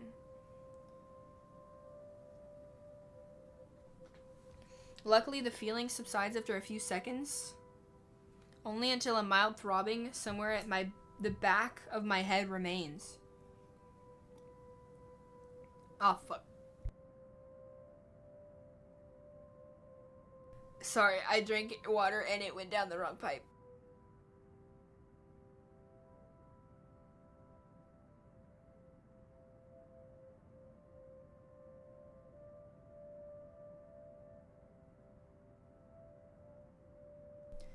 Damn. Sorry about that. Ugh. She hands me an ice pack and gestures for me to press it where I suspect a small bump on my head is already formed. If the light ache in the area indicates anything. Alright, Isabella, where are we? Oh, she's asking. I was gonna say, you should know the answer to that. The fuck? She's probably asking me that to see how injured I am. The Ermengarde mansion. Why? Ow, my head. And the date today? October 21st? Rose. Last one. Can you count to 15 in reverse order? 15, 14, 13, 12 teen. No, that's wrong. Why are we doing this? She's just checking if your injury is in any way serious.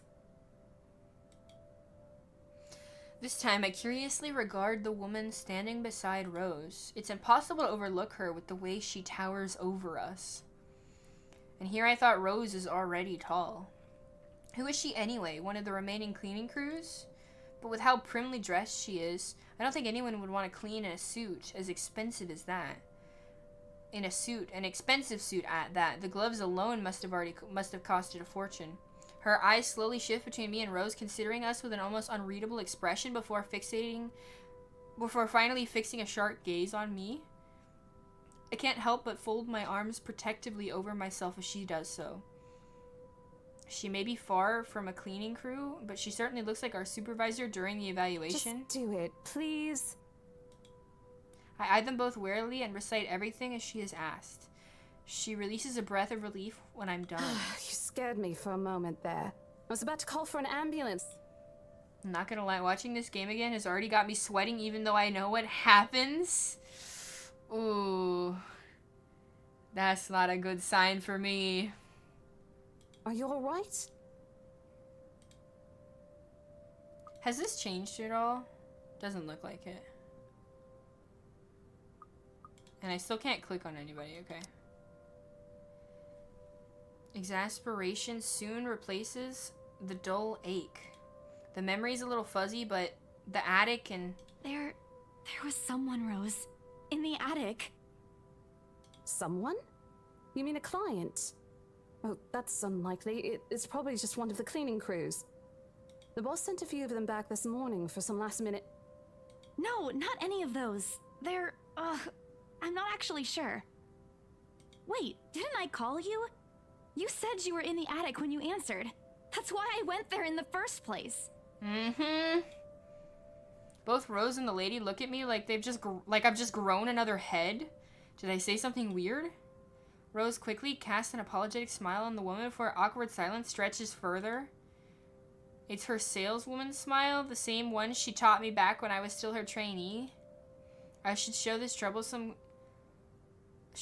troublesome clients or just avoid the trouble in general, she advised. It's also the same one she gives me when I've done something particularly absurd that may cause us to lose a potential sale.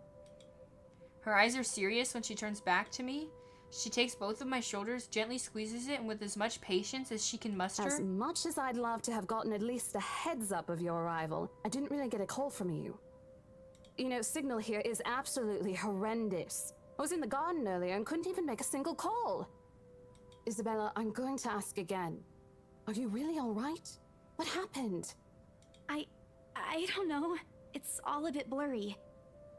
I remember I was looking for you, but you weren't in the attic. And there's... whoever it is. Then I must have tripped on a rug or something on the way down. Oh no. Do you think someone came in while you were out? You left the main door open. We are so going to get into big trouble if something gets stolen, Rose. Perhaps it is a concussion. Are you sure you feel fine? We could still call for an ambulance. I could cover for you. No, I'm fine. I'm okay, Rose. I can work. Wait. Hold your horses, Rose. I just can't miss an important sale because of a minor bump in the head. An extremely minor bump. I've had worse when I was a kid. This Besides, is nothing. if I leave, you'll have to shoulder everything in the open house. Alone. And in a mansion this big? Well, there's also the part where I may lose that bonus the BRC promised, but that's completely besides the point. She gives me a skeptical look when I return the cold compress to her, and I push myself off the floor. I have to use the staircase railing to steady myself, but otherwise I feel fine. See? I'm A-okay. The two of them exchange a worried glance, and Rose assumes a contemplative look. I bite my lower lip in anticipation. If she says no... All right, you in. A smile threatens to slip out from me. If I see that you aren't feeling well, I'm taking you personally to the nearest clinic to have you checked. Clear? Clear as day, ma'am. Thanks, Rose. You insisted. But remember what I said. First sign of you looking not okay, and we're off. No questions asked. It's just a small bump. Don't worry. You shouldn't downplay these kinds of things. It could be a serious injury for all we know. Suddenly, a small cough sounds against the walls of the foyer, interrupting our banter. The woman is looking expectantly at the two of us. Her stares making me shrink back a little on myself. She isn't really intimidating. Well, she is, but not in the scary negative way. Far from it, actually. Her demeanor simply commands an air of sophistication and respect. In a different world, a younger me would probably have wished to be like her. Our lack of response, she coughs again, lifting a well-trimmed eyebrow at me in question. Words get caught in my throat at the sight of it, and Rose, as usual, is swift to catch my blunders. My sincerest apologies, Mrs. Miss McCulloch. Marianne McCulloch.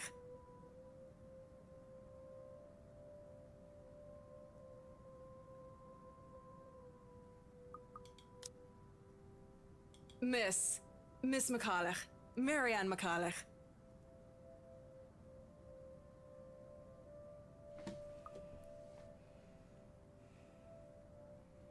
That is a thick ass, thick ass accent. Miss McCulloch. Marianne McCulloch. How the fuck? I don't think I could repeat that if I tried. But it is Marianne, okay. A thick ass where?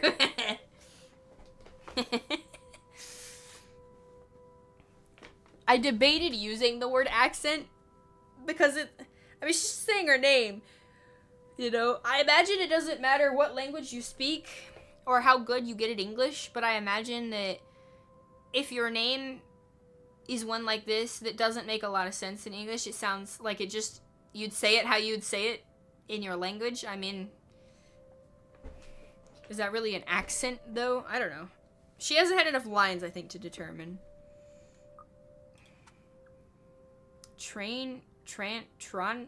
Trolley Rose Designs. Oh, she's an interior designer. She hands Rose her business card. The words interior designer catch my eyes before my partner flips it over. Oh, probably someone interested in the mansion for its 17th century influences then? I won't hold it against her, though. Despite the hearsay and remaining uninhabited for years, the mansion's original fittings and furniture have been kept completely intact and restored to pristine condition. I suppose some people find that trip to the past feeling appealing. After all, with what it offers, the place could also be a haven for people who like to live with a somewhat classic historical charm. Miss McCullough, I'm Rose Cooper, and this is my partner, Isabella Santos. We're just ironing out a few things, but we'll be starting the tour soon enough. In the meantime, we've prepared some refreshments for you in the parlor while you're waiting. If you could please. Thanks. There's no need for it, though. I just dropped by for a quick survey of the place. I thought I should check the estate before I meet with the homeowners. Rose's confusion is impossible to miss. When she glances at me, I return it with an equally perplexed look. And against my better judgment, I blurt out the first question that comes to mind. I'm sorry. Homeowners? I should have kept my mouth shut. A flash of irritation crosses her face, but instantly disappears under a mask of professional detachment. Yes. Hannah Wright? She hired me to handle the interior design for their new home. It's been sold already? This is the Ermengarde mansion, right? It is, but... She pauses, possibly trying to find the right words to fix the awkward situation without offending someone. Suddenly, Rose nudges me with her elbow. We'll check with our supervisor? I don't know. I think we'll check with our supervisor makes the most sense. Oh, we got an up with her. Few moments have given me enough time. Those few moments have given me enough time to clear my head of any nervousness or confusion clouding it. Why did they get flagged? What got flagged?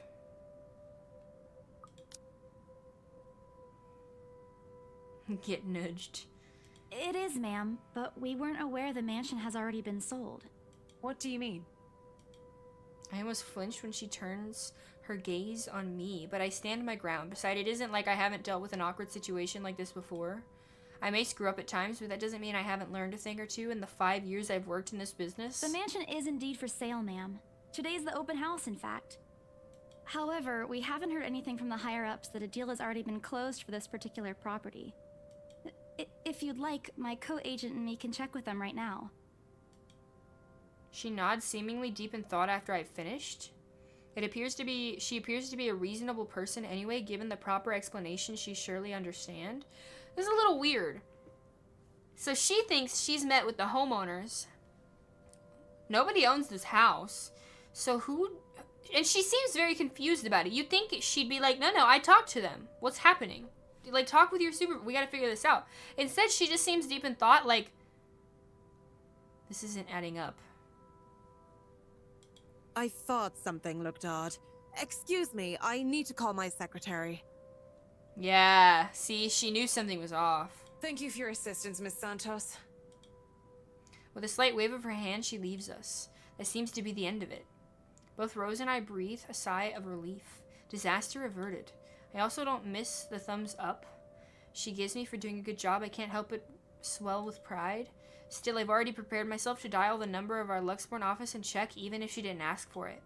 I will be very frustrated if for some reason something has already been decided without my or Rose's knowledge.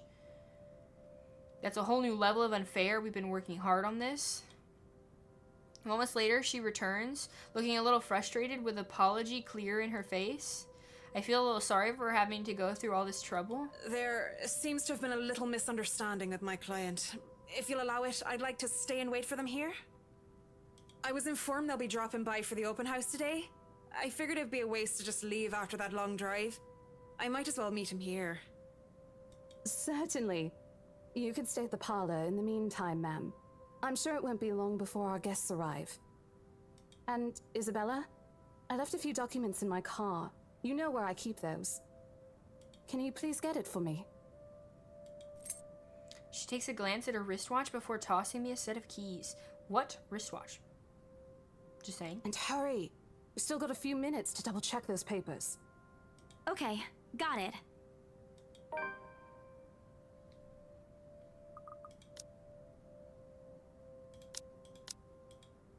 Ah, there's now a next page. Uh-huh. You've been sleeping this whole time? If you eat, then sleep, yeah. Thank you for the look. Spooky real estate sellers. Nah, man, if I was looking for, like, to buy a house and I got spooky vibes or something didn't add up, I'd be out of there so fucking fast. Don't need to know. Ain't gonna happen. I would be, like, beyond paranoid if like freaky stuff started happening. The two of them disappear behind the parlor's door.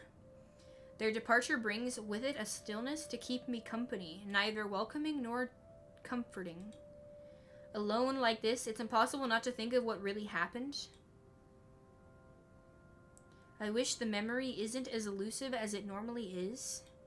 Then again, Rose already said she didn't receive any call from me. Was it just paranoia, a temporary lapse in having heard all those tales about this place? Probably. I want to think of it as such. Better to think of it as such so I can work in peace. Except a small part of my mind begs to differ. And if I'm gonna be completely honest with myself, I want nothing more than to leave this place as soon as possible. I don't know what's in this house, but I don't want to know.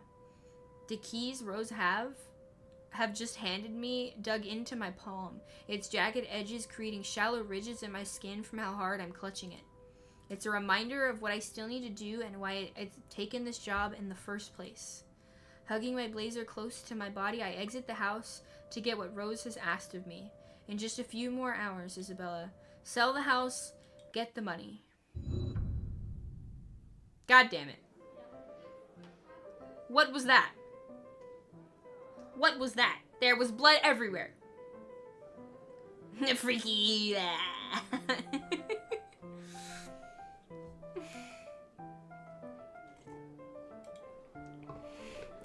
Jello party? Ugh.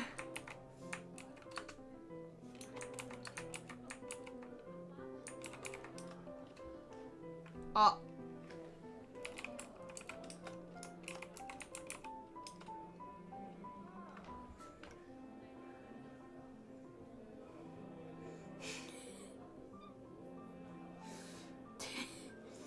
Nobody saw that. I'm hallucinating again. I ain't doing shit. You need a freaky emote? We do need a freaky emote. Do you think we could make one? Interesting. It was an accident. It was an accident. Tee. No. No ref. No, an actual drawn one. I need lots of emotes. But I do need a freaky emote. It's true. We need to like make a list of all the emotes that we want. A flock of people have already gathered in the mansion's front yard by the time we officially open the doors. I'm not sure whether I should feel baffled or underdressed, standing in their presence. Men and women of wealth and status, all dressed to the nines. In fancy suits and lovely dresses of varying colors, composed of medium-sized crowds. Men and women of wealth and status composed the medium-sized... Okay, that didn't make sense by the end, but now it makes sense.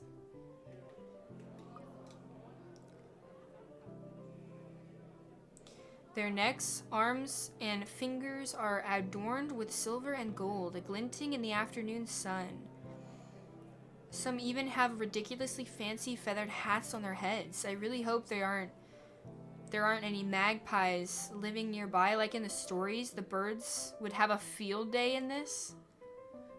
Is it so conveniently the ones that are flying across the screen ever so often? Like those? Perchance. They're murmuring among themselves, looking at the estate's facade appraisingly, with some arguing about whose mansion has this superior architecture. And most of it stops as Rose calls for their attention. They don't look too pleased being ordered around, but what can they do about it? Ladies and gentlemen, I'm Rose Cooper, and this is my partner, Isabella Santos. We'll be taking a tour of the mansion in 2 groups. Please make sure you filled up our sign-in forms before joining a specific group. I actually am surprised this many people showed up. Those who want to look around the first floor, please follow my partner. I'll be guiding the ones who wish to see the ground floor. Oh, it's nice she doesn't have to go upstairs. Also, this seems European. I don't know if it's just European, but I know it is a thing in Europe from what I can tell, because for me, this is the first floor. The ground floor is the first floor, but it's also the ground floor. This would be the second floor. But I've heard that elsewhere, this is the ground floor and this is the first floor. I don't know, man. But it's good that she doesn't need to go upstairs, back where everything happened before. Hearing this, if you wonder, to me, they're mostly old ladies who seem daunted at the idea of climbing those stairs.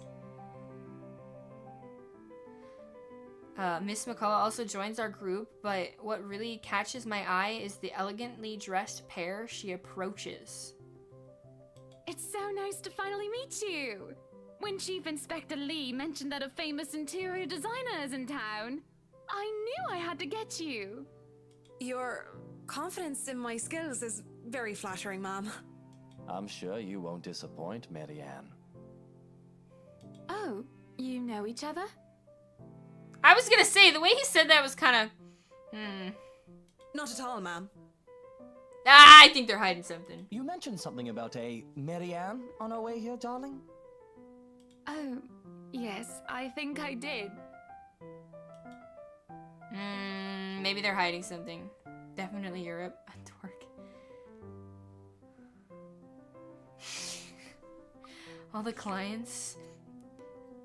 They must be the clients she was talking about. Titties.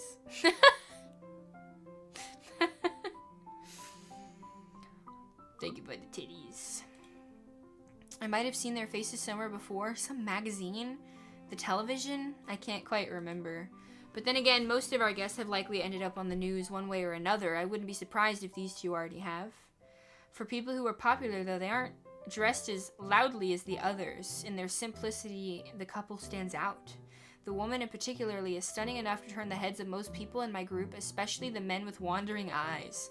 The guy standing beside her doesn't seem to mind, though. As if I'm gonna be a bit bolder with my assumptions, I'd say he's basking in the attention. Both of them, in fact. I think they're brother and sister if it wasn't for their public display of affection. Ah. The matching rings on their fingers just cement the fact that they are indeed a couple. My only sunshine, it says. Whatever.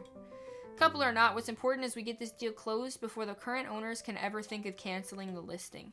I just hope one of the people in my or Rose's group is brave and generous enough to buy this mansion. And so, with papers in hand, I lead the way. Incest.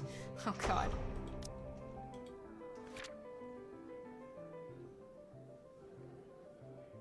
Okay. They could still be siblings. I'm gonna really hope not. There weren't any whispering among themselves. When they aren't whispering among themselves or going ooh and ah over one thing or another, they ask questions. From how the restoration process went to the history of the place, I answer them all, more than happy to talk about the art pieces and architecture mostly. However, I'm careful not to mention anything about the urban legends. Not a good material for sales talk, even if the entire population of Luxborn already knows about it. Some of the furnishings here are actually the 17th century originals, all of which have undergone a painstaking restoration process just to return its original beauty. Even the glass thing, colorful ones. Oh, I don't know, but you get the idea, I hope. Especially that one, ma'am. It is said to be a gift commissioned by the fiancé of Lady Charlotte Ermengarde. The mansion's current owners have specifically requested that the restoration crew take great care in handling it. It's a priceless work of art and the most distinctive feature of the mansion. By the time I've stopped talking, her attention is already elsewhere. Isn't this place wonderful, darling? I told you it's not a total waste of your time. I don't know. Isn't it a bit too small? We might have to break a wall down to have more room.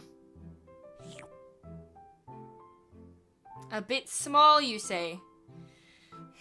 More titties. Are you just gonna do that every time she's on the screen? His name is Mr. in Grey. I just realized that. Well, I think it is just right. Don't you think so, Marianne? Her name is spelled different? Typo?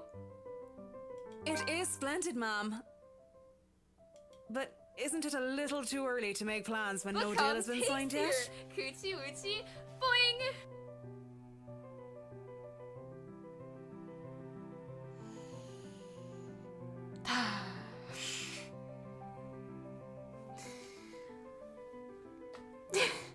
You're enjoying that, aren't you?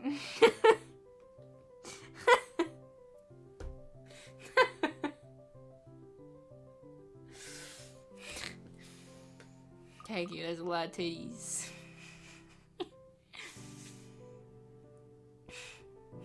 Fucking Doroha me.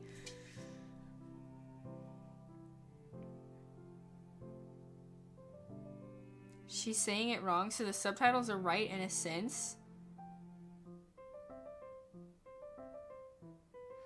Oh. Oh. The subtitles are wrong because she's saying it wrong. That's like I walked up to Simone and said, "What's up, Simon?"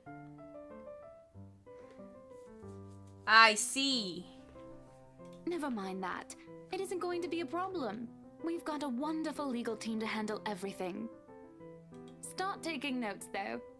I think I've got a few things I want changed before we move in. The rest of their conversation gets lost in the chatter of our companions. Our companions? Companions. Strange choice of word there.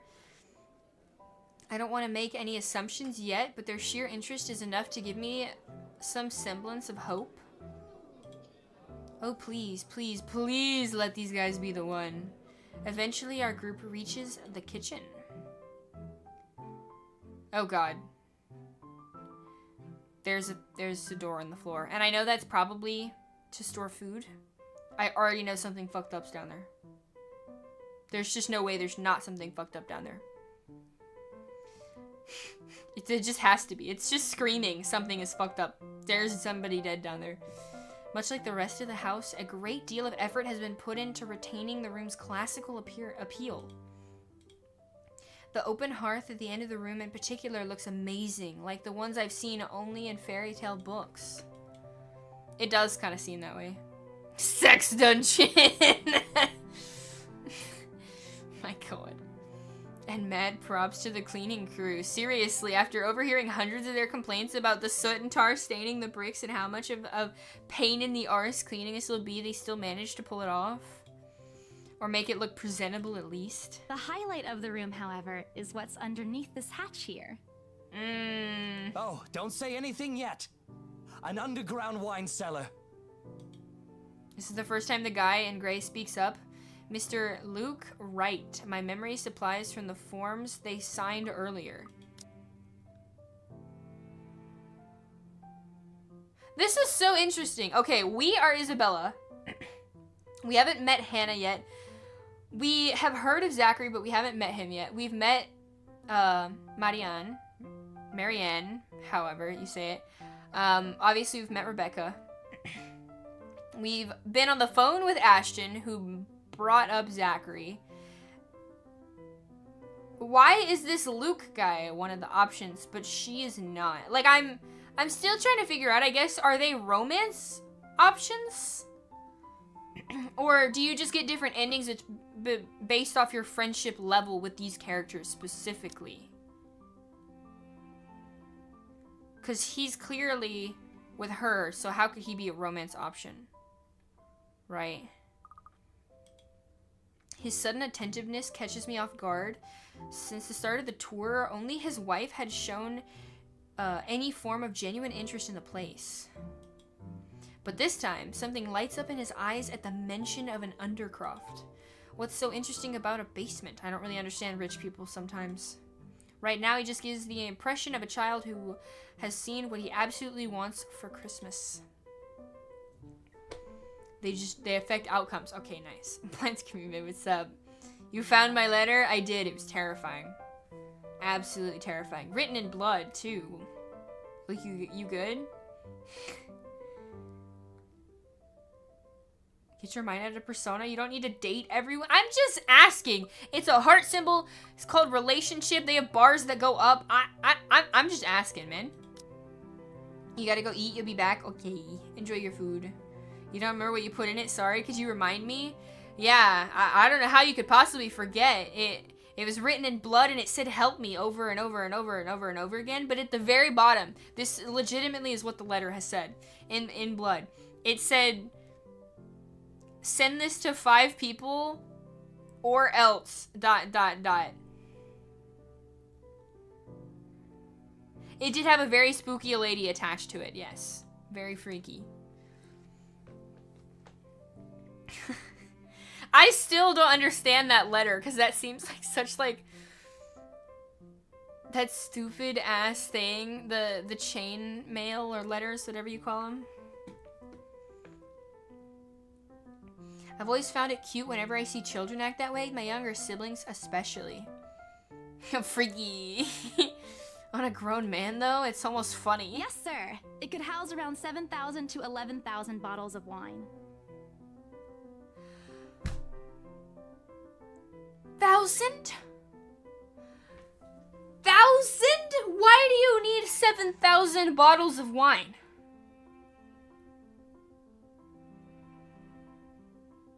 Yeah, I'm sorry about that. It must have been, you must have been in a bit of a pickle.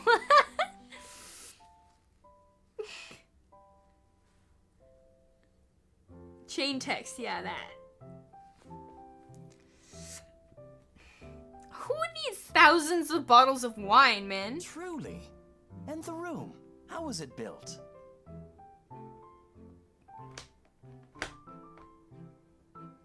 They're a millennial? I'm 23, don't you dare. What age counts as a millennial? Now I'm curious.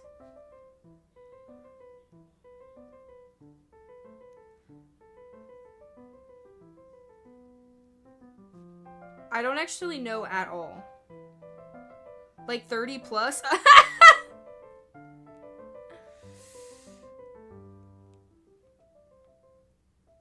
Bro says, you calling me old?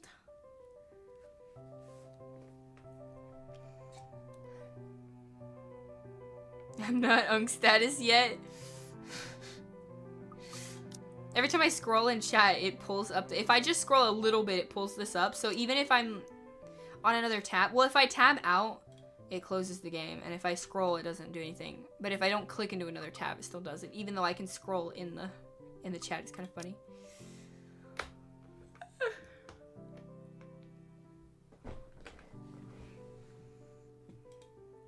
The bricks that were used to build the cellar had been carefully picked for the purpose of maintaining and preserving a constant temperature and humidity in the room. It's a good place to keep your private collection in if you have one, sir. It keeps the corks in good condition. Oh, love. Didn't you say before that you wanted to make your own personal vineyard? Perhaps you could start one here. You know we're going to need space for that, darling. And this isn't big enough? What? If it's space you're worried about, sir, the Ermengarde mansion sits on a 46-acre lot. There's plenty of room for it. We were told that the original owners had a horse stable built here before, too. There's a contemplative expression on Mr. Wright's face, but he doesn't yet say anything further. His wife, however, seems really pleased that he has started to show interest, even if only a little. I smile to myself. I may not completely understand how these people's minds work, but I sure as hell know how to spot a buyer with sincere interest. Score. I can't wait to tell Rose. The rest of the tour goes by without a hitch. After more than half an hour, we're able to cover almost every room on the ground floor, and we're headed to the parlor. Funny, the first time BRC had us survey the property, I kept complaining to Rose how big it is. Now I can't even bring myself to care, no matter how much my feet hurt. Maybe this is just my excitement over a possible sale.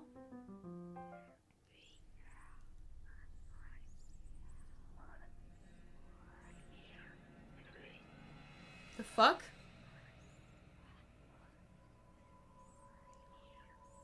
BRC? Is that what a TRC sibling is?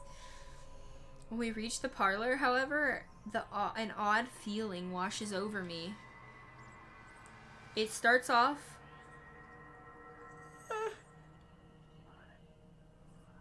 Sorry.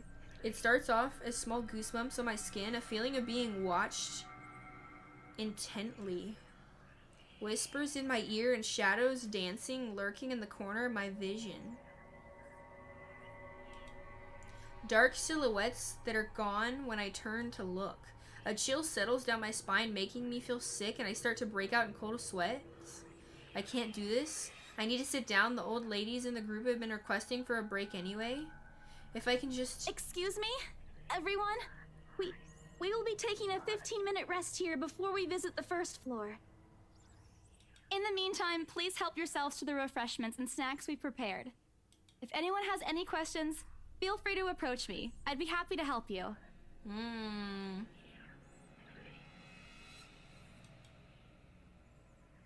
I let them sit while I retreat to a quiet corner to recover. It's not what you think. Don't think about it. It's not what you think. It's probably just because I caught Becca's cold. Don't think about it. I'm left alone for a good while, the same words spilling out of my lips in a silent prayer,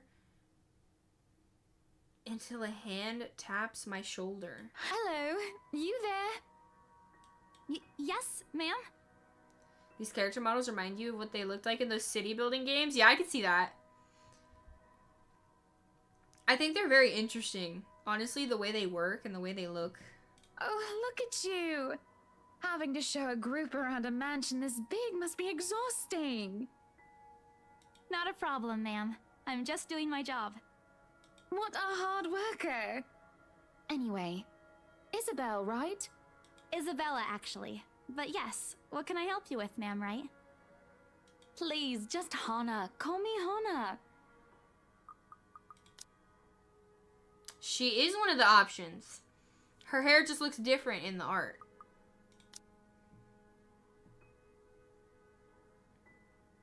Yeah, that is not... There's not an A in the way she says it. She says Hana, not... Or Hana. Yeah, not Hannah. I just wanted to ask, how soon are we able to move in? My brain completely stops. The sick feeling plaguing me is suddenly gone, replaced by utter bewilderment. Is this a joke? Honda?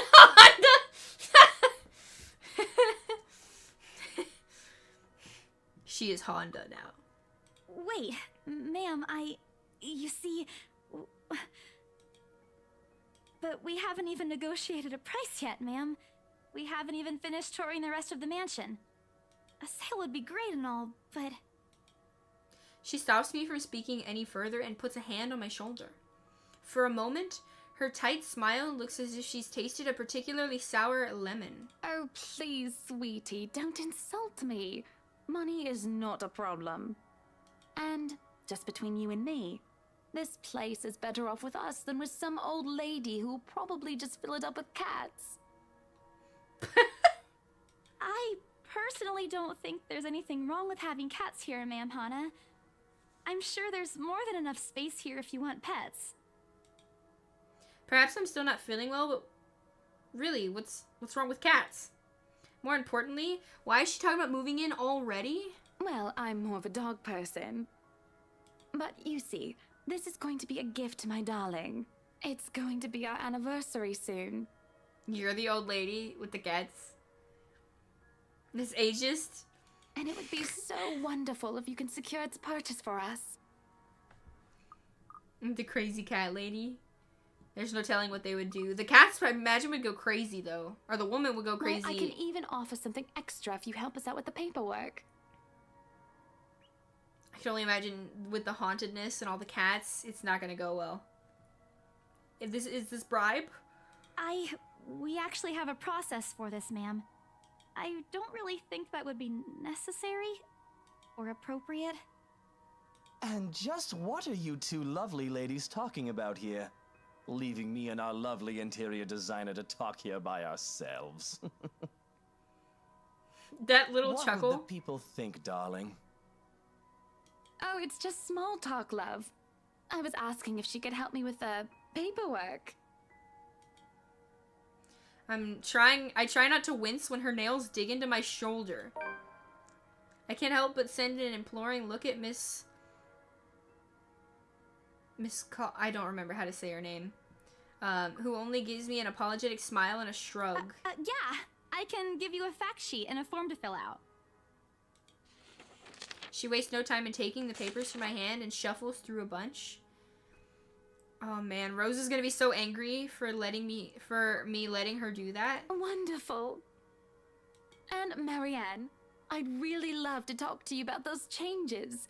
You took some notes earlier, yes? All the cats would look in one specific corner of the room all at the same time. Yeah. I did, Mom. But I really hope that this time... Excellent.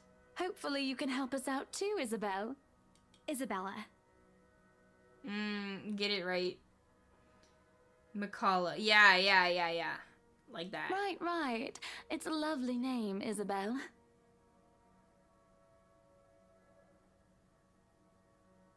Yep, she's definitely Honda now. It's Isabella. Yes, that's great. We'll be more than happy to put in a good word to your superiors too, and... What's this? D-list horror prop? A look of confusion and disgust appears on her face. Turning to her husband, he merely shrugs in reply. That's, an interesting work of art. Not to my taste, though. I'm sorry. Her art here is very, very different.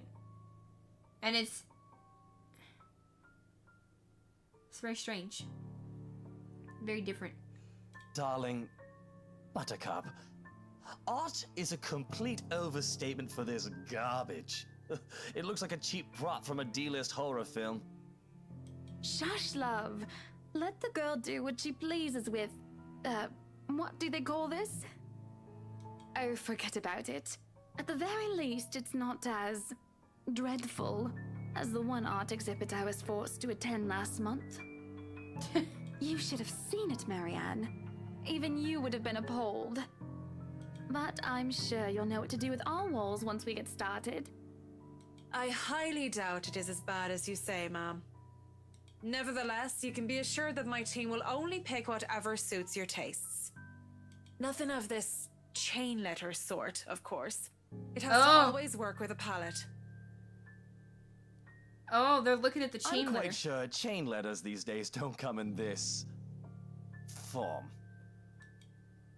It's my turn to be puzzled? What do they mean? Rose and I double-checked everything? Are the papers I handled not enough? Or handed not enough? I wanted to ask what I did wrong, but I didn't want to mess this up. By the way, Madame Honda's leading the conversation. But with the way Madame Honda's leading the conversation, I'm afraid that's exactly what will happen if I do interrupt her. That's good to hear. See, darling, isn't she an absolute delight to work with? I can't wait to see how this place will look when she's done with it. Oh, you don't have to tell me that, Buttercup.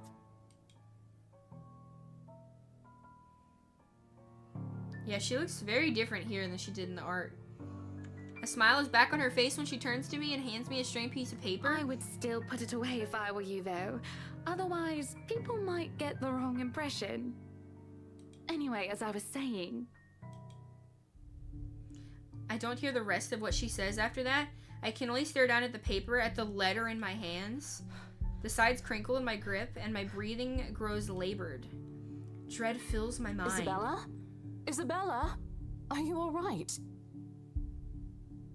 You're looking pale. I didn't even notice when Rose's group joined us in the parlor.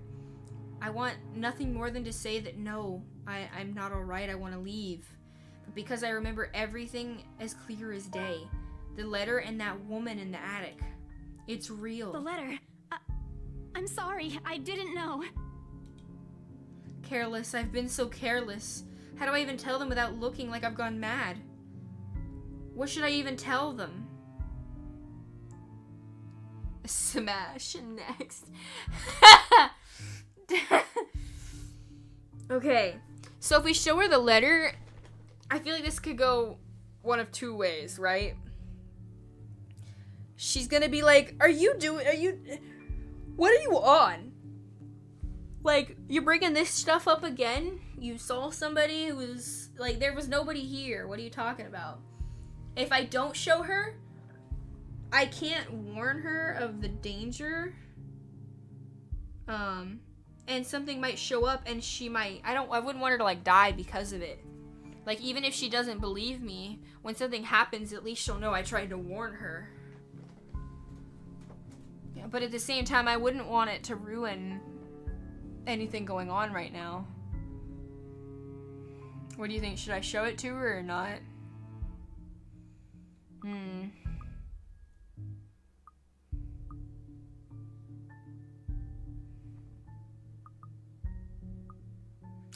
There's a chance though I could show it to her and she could be like, wait, you were telling the truth?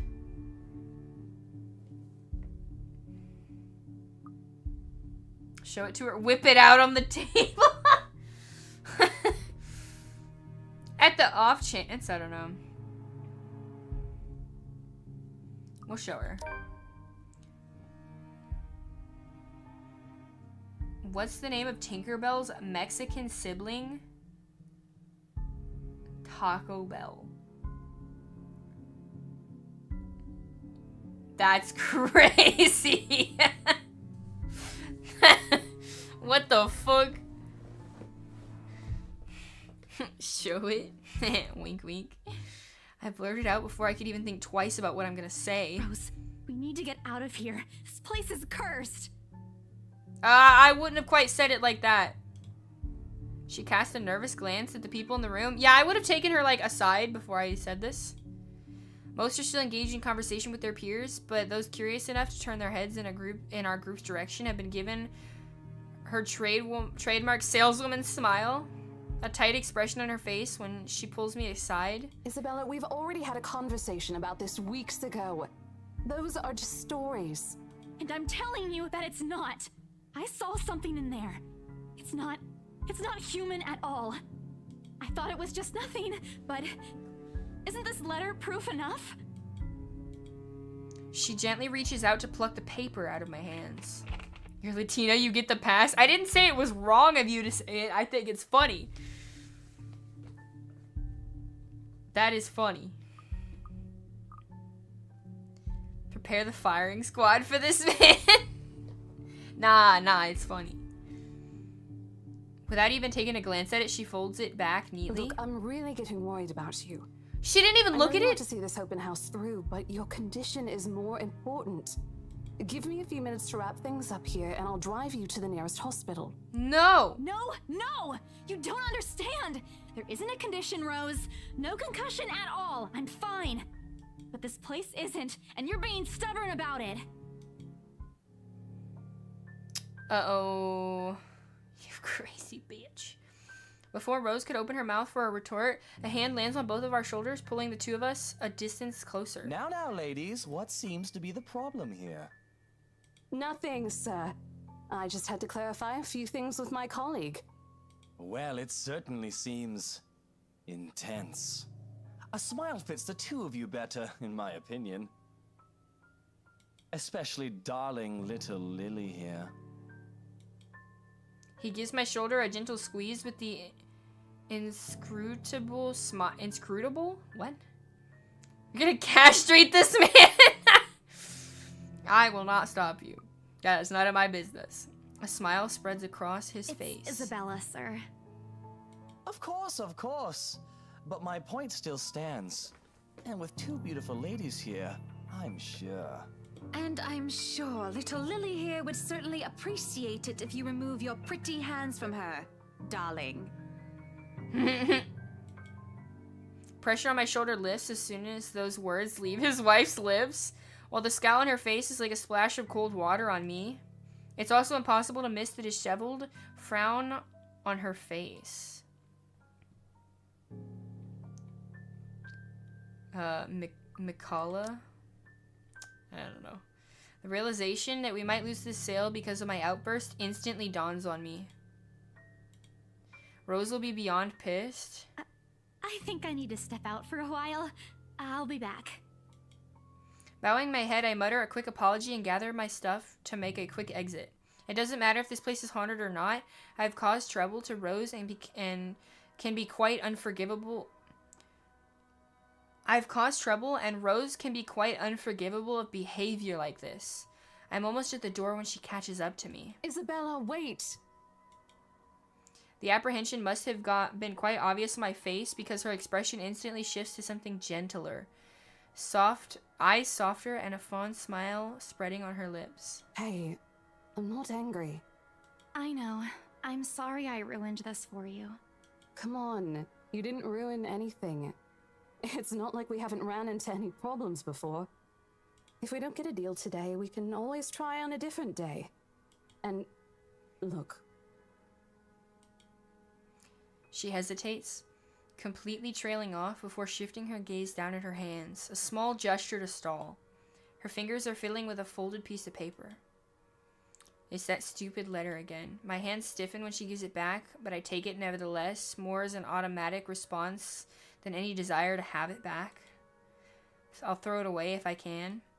But I have this nagging feeling, one way or another, it'll find its way back to me regardless of what I do about it. Rose, this is... You have to let them know about... I know you want us to get this sale so badly. And we've made a lot of plans on how to go about this. I mean, who wouldn't? This is the first time I've been assigned to a property like this. I've sold plenty of houses before, but nothing like what we have here. It's a beautiful house. I'd love to get one of my own if I ever win the lottery. But I think... Look, here's the thing, Isabella. If we are going to do this, work on something, I don't know, this big, I need you in top shape. And the way you are now... My mind stops. What? Wait. No, I can still work. I just need to get myself together. That's what you said earlier. I let it go because I thought, hey, it's your own body and you should know more than anyone how you feel. But after this, I really think you should take a break. You're kicking me out? No, I'm not. Look, all I'm asking is for you to take a seat somewhere I can see you, and let me handle this for now. You're clearly not yourself, and I honestly could use some time not worrying when you'll fall over or not. The day's not even over, and I'm already feeling the stress. Please, humor me just this once. She clasped her hands together from the front, eyes pleading for understanding. And I do understand, to some extent. That doesn't mean I'll feel any less awful, whether it myself or the unlucky turn a situation has taken, or for her, I don't really know. I promise I'll give you a full report of what happens after. I'll even let you take the lead tomorrow.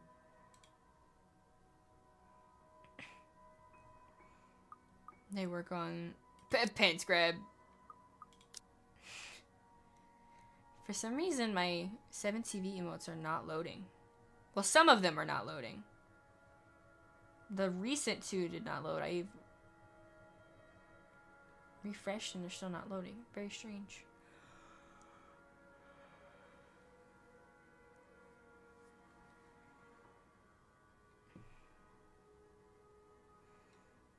Fine.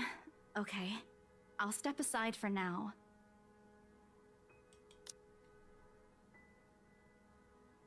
Oh, because we tried to show her the letter, this went down with her. Interesting. CPU room is taking a shit. It happens sometimes. Give it a few. I don't think it'd be taking a shit over this game. It is on the good resolution that we normally take it off of when we play literally anything else. But I'm not laggy myself in the slightest. I figured I would get a little laggy before that would affect like 7TV emotes and stuff. You're upset. A little, yeah, obviously. If it's any consolation, I won't tell the boss about today. You know how he is. Please don't. I don't want a repeat of the lecture I got during my first assignment. He called me a noob, and I don't even know what that means. At the memory, burst into helpless giggles, earning us strange looks from the guests milling about the door. Talking and laughing like this, it's easy to forget any mishaps that happened. Little things you learn to appreciate, I guess. So, are we good? I'm still not okay with it, but Rose has a point. It's better for me to step out of this one for now. I won't be able to help you anyways if I keep getting distracted like this. Maybe I'll just take a walk outside or something while I wait for you to wrap things up. That sounds like a terrible idea. You should stay with Rose. That sounds like a horrible idea. It takes to shoot itself under the most minor inconvenience. Well, it seems like they're loading now, so.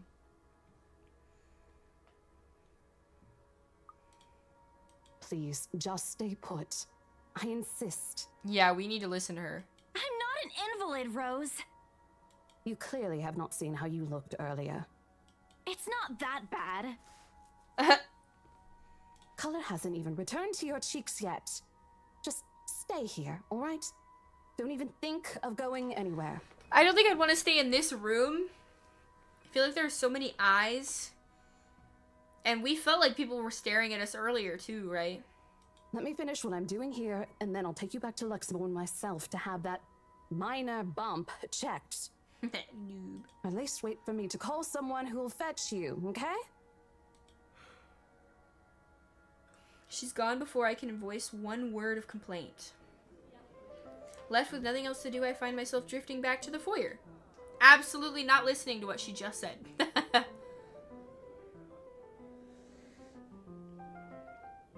A few visitors linger in the area, some merely enjoying the afternoon sunlight streaming through the stained glass windows. Others can be seen admiring the priceless antiques decorating the room. One group of elderlies gather some ways across from me, is occupied in a friendly banter about which one would cost more to buy. Interesting. A little argument here, occasional laughter there, teasing here. I smile to myself. The conversation reminds me of what I've been missing in these past few months. Rose is probably right. I do need a break. Maybe this afternoon's hangout will help out. Speaking of, I should call Ash. It's a few hours earlier from what I told him, but he did ask for a call once I'm done. Besides, I don't have a ride back he offered, so I might as well take it. Or bribe him into giving me one. I keep clicking shit that I don't mean to click. Well, I do that all the time, but in this game, you can very clearly see when I mess up. Like that. Not that he'll ever accept the latter personal convictions at all. Honestly, if there's something I find admirable in him, despite his tendency to annoy the hell out of me, that is. Well, whatever way works. A free ride is still a free ride. There's Rose's offer too, but despite what she says, I know she'll be busy for the rest of the afternoon, especially without me assisting. God damn it. Bothering her for a favor as small as this is the last thing I want to do right now. A couple of minutes and a few prayers asking for a decent signal later, the call finally connects. Shit! What's up, I'm Ash from Deluxe City. Baggers, watch out, can't beat me. Looking for trouble? Better not lie. I'm a cool dude, pretty fly for an Asian guy. Sup, I'm Ash from Deluxe City. Baggers, watch out, can't beat me. Looking for trouble? Better not lie. I'm a cool dude, pretty fly for an Asian guy. Sup, I'm Ash from Deluxe What the City. fuck? Watch out, can't beat me. Looking for trouble? Pretty fly for an Asian guy? What? Fly for an Asian guy. Sup, I'm Ash from Deluxe City. Baggers, watch out, can't What? beat me. Shit, how loud is this thing even? Better not lie. I'm a cool dude. Pretty fly for an Asian A sharp ringing fills the entire hall, disrupting the pleasant quiet that has settled. Soon enough, heads begin to turn in search of the source. My eyes dart around the small crowd before zeroing in on a lone figure crouched. A lone figure crouched behind the same group of old people. He's in the room! He's facing away from me, fumbling with something in his hands. I know who it is. I recognize that dumb parka anywhere. Parka? Without bothering to end the call, I marched towards him. I prefer if you did. It is really loud. After what happened today, I'm really not in the mood to deal with Of all this. the times to pretty fly for an Asian guy. Ashton Frey! He's in trouble. What happens next is something I'll surely regret later for having not recorded. That's...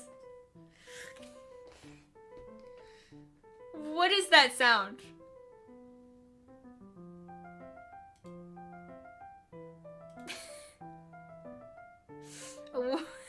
He jumps, lets out an undignified yelp. That was not a yelp. Followed by his phone slipping from his grip. It bounces from one hand to the other in his poor attempt to catch it before ultimately falling flat on the floor with a resounding clack. Fuck! I kind of feel sorry for the phone and the floor. But it's not every day that you can catch someone like Ash off guard and get a reaction. Damn his stupid detective senses. I'll take every ounce of victory I can get, no matter how small. An awkward pause passes between us. A blink. A cough. He's blushing. He made a face. And then in a too quick motion, he ducks and retrieves his absurd gadget. Oh, abused gadget. While a grin threatens to break out from my lips. He doesn't meet my eyes when he straightens, but a flush has crept up on his neck and cheeks. In another universe where we hadn't known each other for 5 years and suffering through... Where we haven't known each other for 5 years and we've suffering through his teasing isn't a day-to-day occurrence, chances are I'd find that adorable.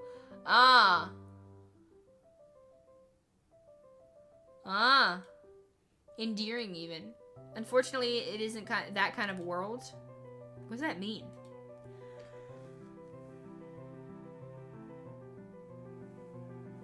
Yeah, we'll go back. What is this? Ah! Me constantly fucking up. That's what it is. The way things are, I'm already content to see him out of his obnoxiously calm and collected disposition. Hello to you too, scaredy cat. I can't stand to be greeted like a normal person, you know. What? And miss that look on your face? No way. Oh man, I should have taken a picture. I am so honored you find this funny. Is that how you treat your guests? I think I need to talk to your supervisor. Talk to yourself. You aren't even a guest here. What are you doing here in the first place? For a moment, he looks like a cat that swallowed the canary. He looks like a cat that swallowed the canary. What? Suddenly checking every nook and cranny in his phone for any damage or scratches seems to be a more interesting activity than explaining himself. Ash. I could be looking to buy a house. A mansion? Yeah, Right. Why not? Did you see the view outside? It doesn't look haunted to me at all. He's messing Ashton, with me. I am not in the mood. What are you doing here?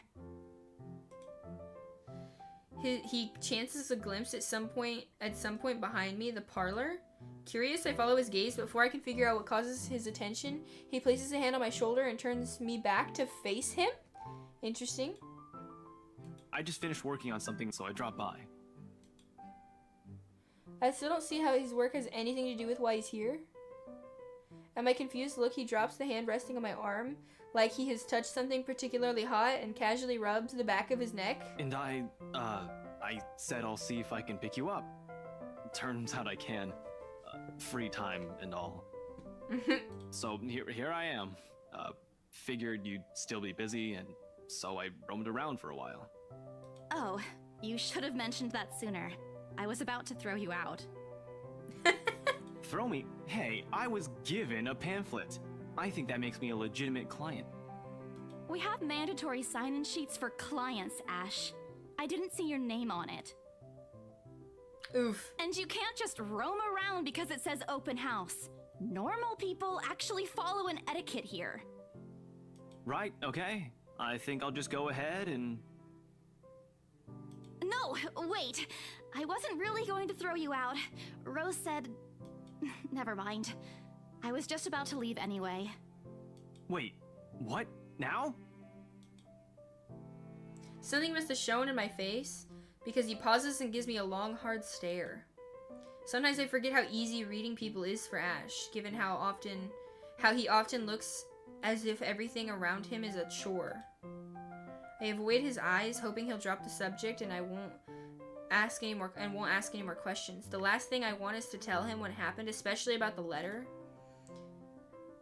In fact, he's the last person on Earth I think I'll ever be telling it to, if I can help it. Sure, he's a dependable guy. God knows how many times he's helped me, even without me asking for it. But stuff like ghosts and the supernatural? He'll never believe those, even if he hears it from a friend.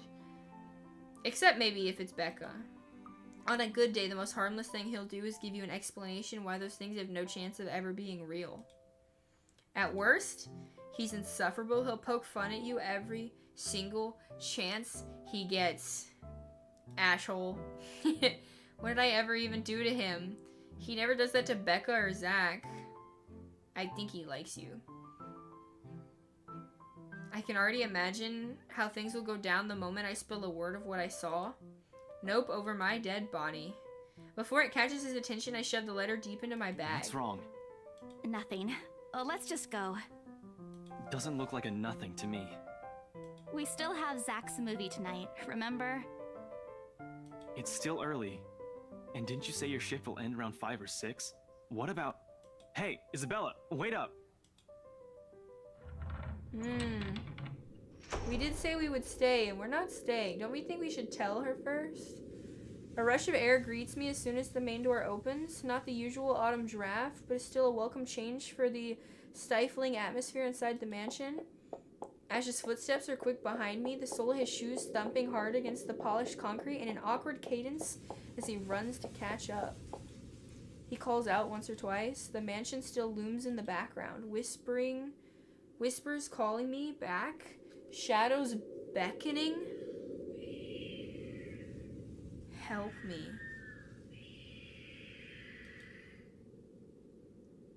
Help me. I don't look back. When do people start dying? Right now?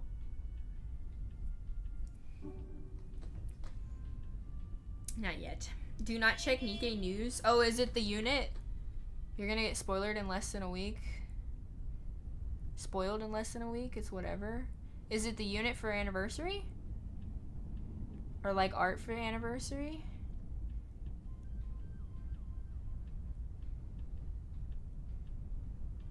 Huh?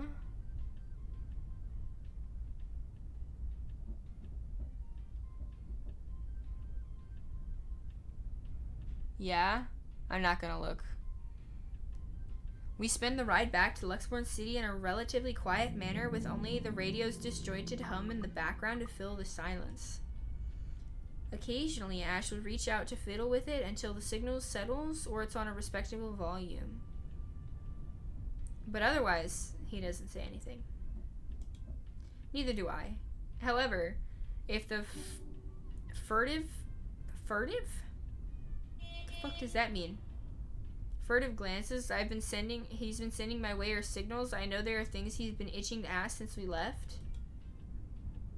I kept my eyes trained on the passing scenery outside in the small hope that my disinterest will dissuade him. Here. Oh, stealthy. Thank you. You and MD are like 99% sure it's her? Attempt to avoid notice or attention. Guilt or disbelief lead to trouble. Secretive. I see. Sneaky. All of a sudden, he tosses something at me from a small compartment on his side. It hits me cleanly on the chin before I can make a move to catch it. The package makes a soft landing on my lap instead. Sorry. The glare I send him wipes the smirk about to form cleanly off his face. He clears his throat, focusing his eyes on the road again. I swear he did that on purpose. Ignoring it, I flip the half-forgotten package on my lap. I won't say no to free food, but why are you giving away cereal bars? Energy bar, chocolate cereal. Okay. I always have one on my person. And you look like you're about to pass out back there. Have you eaten lunch yet? Would you really go out of your way to say, I always have one on my person? You could just say, I always have one on me. I always carry one. I personally think that's a little weird. Oddly formal. I don't even have a chance to deny it because right on cue, my stomach rumbles loudly. This doesn't happen, man. This never... Nobody's ever like, have you eaten left? And your stomach will just like answer for you. I've never seen that happen in real life ever. No surprise there, I did skip breakfast and lunch so I could catch Becca while she was still on break. I was hoping to get a small meal after, I guess with everything going on I just forgot until he mentioned it. It's not like the hollow feeling's something new to me. If anything, it's just one of the things I've gotten used to ignoring over the years. A thanks. Then I tear open the package and start nibbling on the edge of the bar. Apart from the acknowledged nod, Ash doesn't say anything after that small exchange. I haven't met you yet. Does your stomach just talk for you all the time? For that, I am thankful. After getting an earful from Becca and Rose, it's nice to be able to just sit down with someone who's not going to nag at you. How'd the open house go? The usual. We got a bigger crowd than normal because of the property's fame, but really, no different from the typical open house. On second thought, it actually looks like a fancy party more than an open house. I've never felt so underdressed in my life. Weren't you there?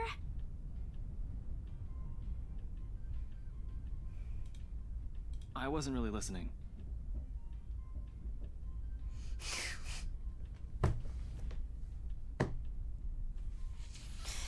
That's so what's up.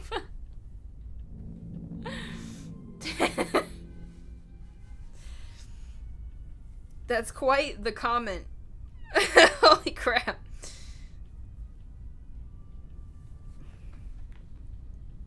You have full-on conversations with your gut and how it's feeling. I wish I could do that.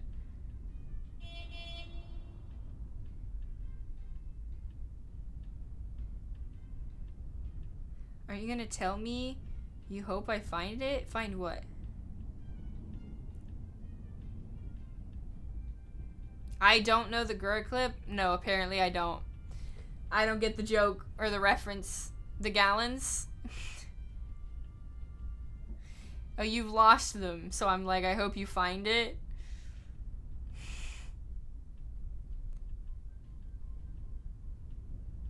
Bruh. Okay, apparently you gotta send me this.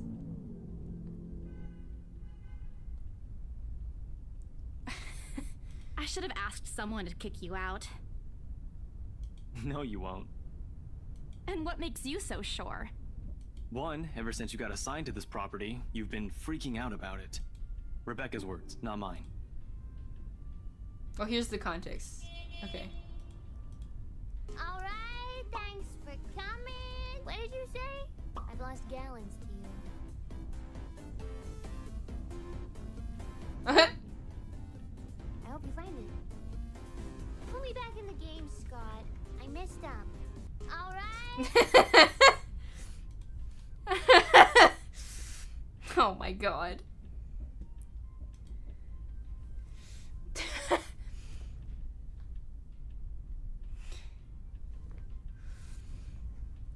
Yeah, I don't know how I haven't seen that.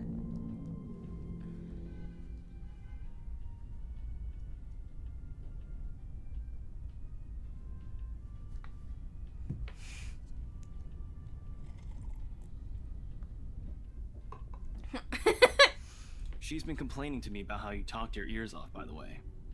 Two, despite your initial qualms about the place, you still took the job. Which brings us to three. It's been months since you last settled a deal, and you're short on money right now since you're back to your instant noodle diet. How do you even know about the last one? Rebecca. Anyhow, you're hellbent on selling the mansion. Even if someone you know personally is in the tour group, you aren't going to just kick them out. Every single person who went on your open house is still a prospective client to you. Even me. He's not entirely wrong. Man, I walked right into that one, didn't I? I hate you. I really hate you right now. His answer is a small laugh, the kind that screams, "I'm right, I told you so."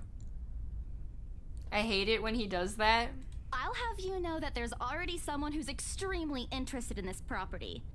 So even if you expressed any sort of interest in it, I don't think they'd be willing to let you have it. Too bad. Provided I didn't botch it with the rights.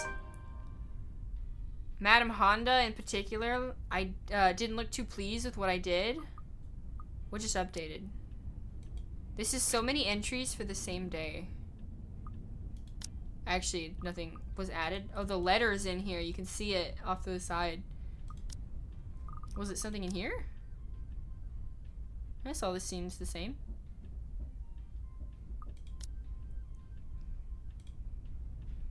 Let the girlie have her instant noodle diet. You can bully my bean and mac and cheese diet instead. I'll have you know that I haven't had beans or mac and cheese in quite a while. I owe Rose a big apology, and I hope she likes free donuts. You don't seem too happy about it. Toe bashing and being poor. Look, I am happy. There's lots of things Doesn't to bully. This look like a happy face to you? Really? And here I was thinking you found another one stuffed in the sofa. Or is it the wardrobe this time? He meant that as a joke, but how close it is to the truth made my blood run cold and my own heart beat a heavy weight in my chest. All at once, the letter in my bag feels a whole lot heavier, burdened by my own guilt and apprehension. Yeah, well, things happened. Stuff the right couple might not be pleased about. No need to make a fuss about it. It's normal in the business. You made them angry? Not angry, just stuff happened. Like? Things. Did they do anything? Your clients, the rights, was it? I can't answer that. At least, not without revealing everything that took place in the attic. Change the subject or lie. I don't think lying is a good idea. Surely he'll understand that we don't want to talk about it and move on.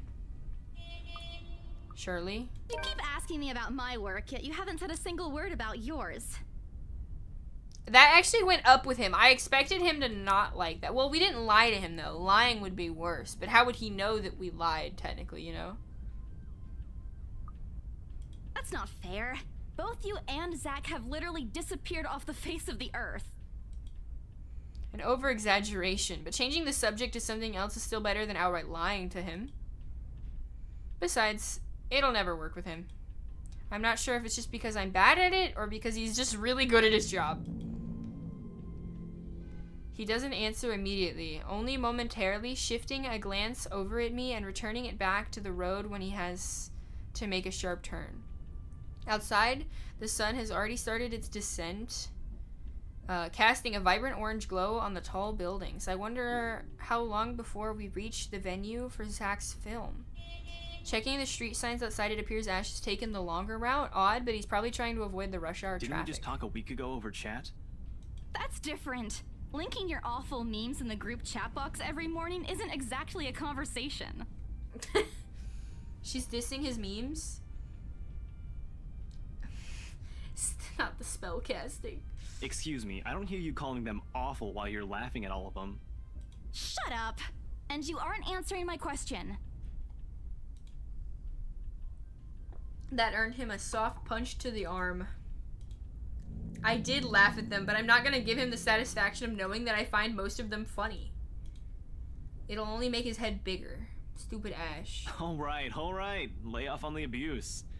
Remember that case I mentioned before? We've been trying to pin the bastard down, but it required more work than we anticipated. The guy's slippery like that. We got some good lead months ago. Do I have any, Is this the thing that's maybe been updating? No, I have no stuff on people. He recounts what he's been doing in the time we haven't seen each other. His usual work, the occasional small investigation, the big case he's been stuck working on, stuff he couldn't mention in the brief time we catch each other online. Although most of the times, most of it are the trimmed down version. Only things he can tell. He has always been careful about that. Even in the way he spins he spins his answers to my questions just enough to satisfy my curiosity, but not enough to paint the whole picture. At one point, his voice takes on a strained tone when he mentions something about the big case. I don't dwell on it much. That's normal, right? I mean, who wouldn't be frustrated if you couldn't bring someone to justice because they kept slipping out of your fingers? If I were in his shoes, I'd definitely lose my mind. His stories never cease to be entertaining regardless. If things were the way they were back home, maybe I would have considered taking on the same job as him. Well, no, not really. Mom would never allow it, but the idea is still there. Along with countless others I've let go. Time passes quickly between us in this manner. Before I know it, we're already at the movie house. A small crowd is already formed in front of the theater when we arrive. The Lift Fest, short for Luxborn's Independent Film and Theater Festival, attracts a bigger crowd annually, but this year's no different. Oh, and this year's no different. Pocket Chibi coming soon. Something Cat soon. Point of No Return. I've only been to a few indie film screenings with Zach, so I'm not an expert in the matter. But I know that for people hoping to make a break in the industry, getting your film recognized by a local event like this is already a big deal. Especially for a newcomer like Zach. He hasn't even won an award, but just getting a confirmation letter that the festival committee wants to include his movie in this year's lineup, it's already put a grin on his face for weeks. Speaking of the guy, he's impossible to miss. 6 feet, he appears to loom over most of the moviegoers. And with his large build and heavy voice, there's no surprise when people give him a wide berth. What? There's no surprise when people give him a wide berth as they walk by. What the fuck does that mean?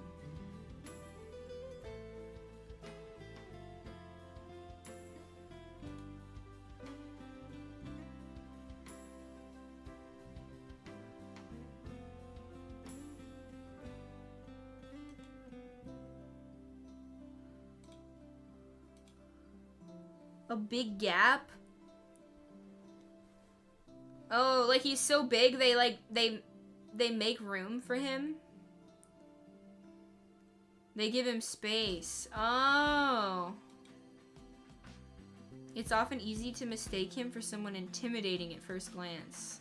I did, back when I didn't know any better. Ash did too, I heard. Once early in their friendship. Oh, there's kind of like TRC. Hey, you guys! Long time no see! Zach's face lit up with a smile of his own. He moves towards us with careful steps, taking a significant effort to make himself smaller so not as to bump or accidentally hit anyone. Typical Zach. As he nears, Ash carefully raises his hand in greetings. Sup, C-Man, my main man. What's crack-a-lackin', my homie?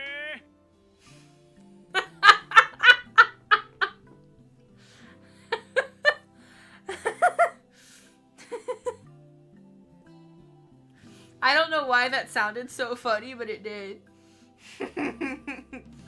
Check the gap between your thighs. There is no food and nothing. Crack-a-lackin', my homie. What the heck?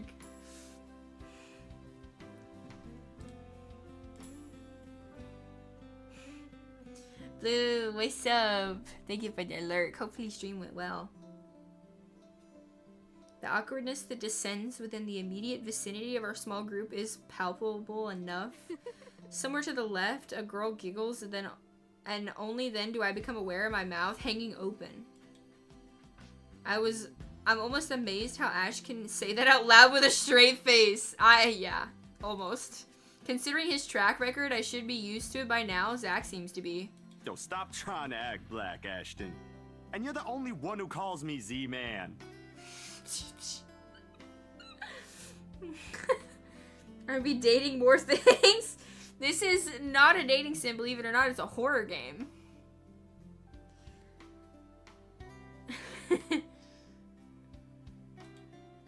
There's a fondness underneath his exasperated tone.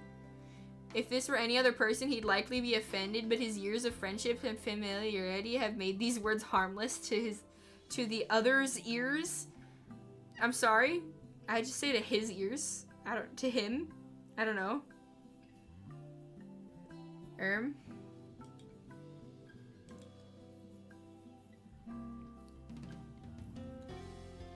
I'll crack your lacking.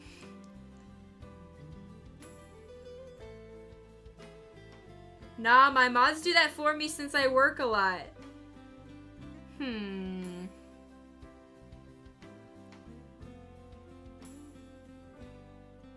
That sounds just like me. That sounds just like me. I'm out of boost. I'm sorry, man. I just cannot stay up that late. It is a boost, but it's why I love them. Yeah, get a boost.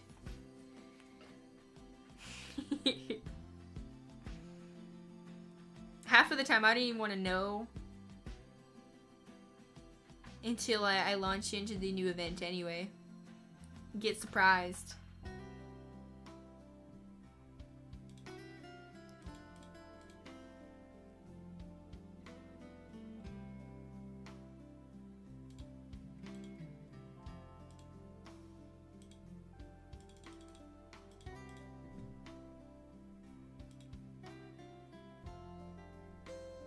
That too, going in blind. Yeah.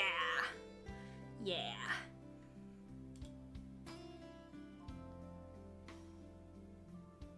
Or at least enough for both to take it in stride. It's been a while, Zach. I hope you didn't get into trouble again. You can't see me. I don't know what you're talking about. Bounce on this dial.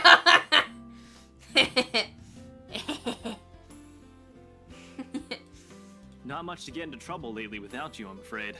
I'll let you know if something comes up, though. Nah, I ended up with chicken down stuck on me last time I agreed. I'd really love at least this year to pass without some sort of accident happening again. I'm sorry, hold on. Nah, I ended up with chicken down stuck on me last time I agreed. What does that mean? What does that mean? You enjoying this game, by the way?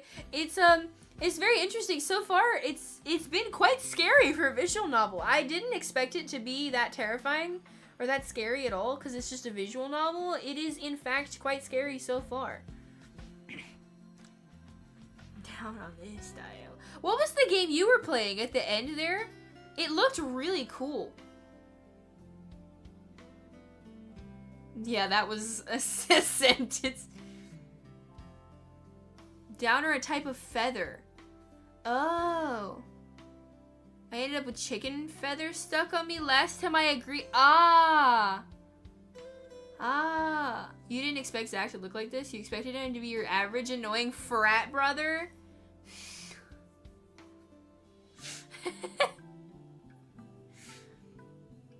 It was actually pretty fun. It looked really cool.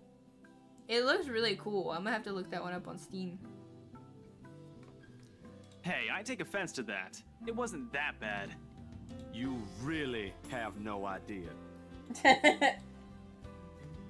A beat passes, and then Zach laughs. Hey, I'm kidding. You know you can always count on me. This is a story only the two of them are privy to. Every now and then, Ash will enlist Zach's help on something. Becca and I never really find out what the real deal is with those adventures, as Ash calls it, and both aren't willing to tell due to some unspoken agreement. They're the small furry feathers used to be his pillow stuff. Oh! I did not know that. I did not know that.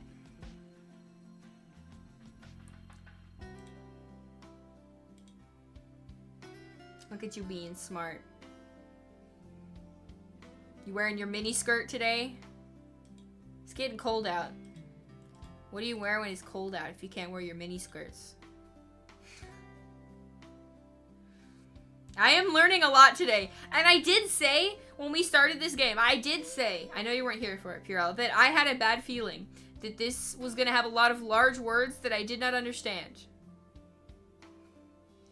So far, that is proven to be true. Even if they were not large, there have been lots of words that I did not understand.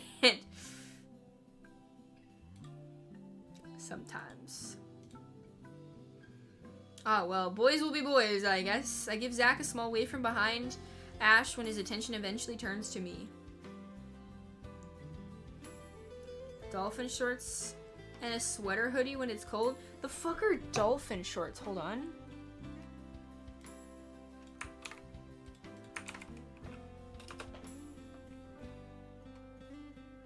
Oh, these thingies!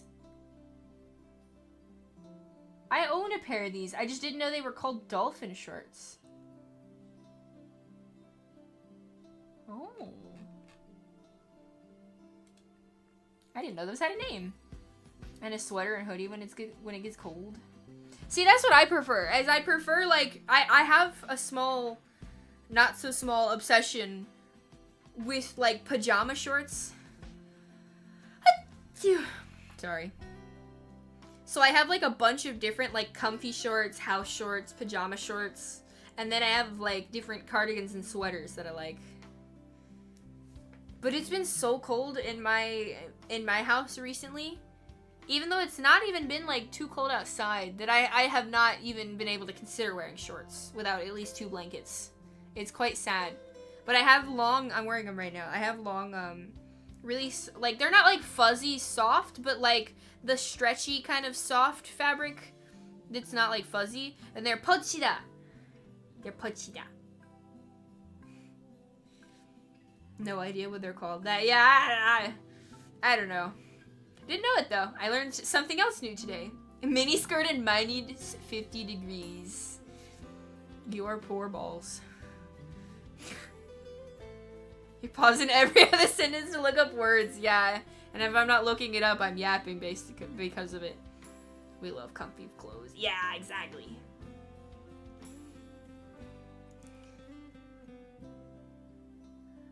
Butt to peak shorts? What?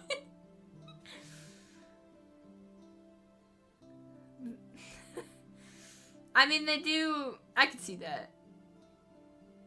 Comfy at the house. But so inappropriate in public. Yeah, I would never wear any of my house shorts or comfy shorts outside. I have...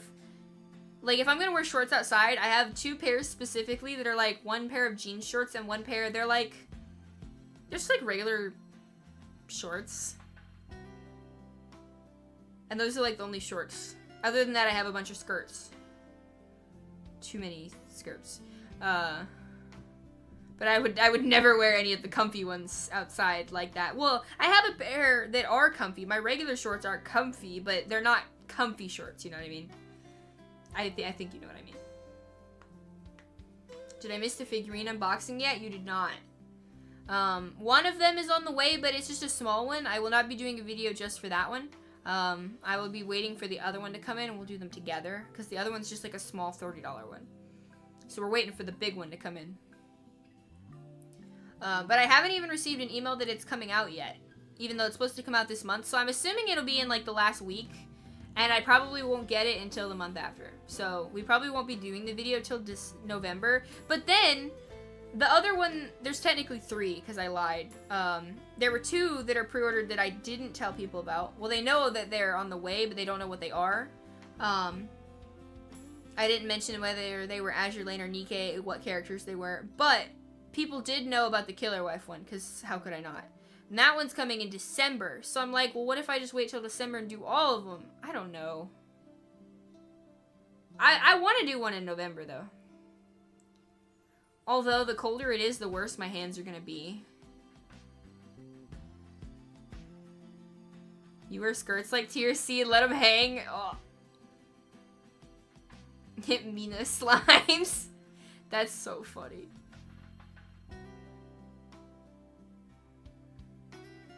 You wear what now? You're crafting RNG gear and Brown does too? Okay, hold on. Okay. Do it.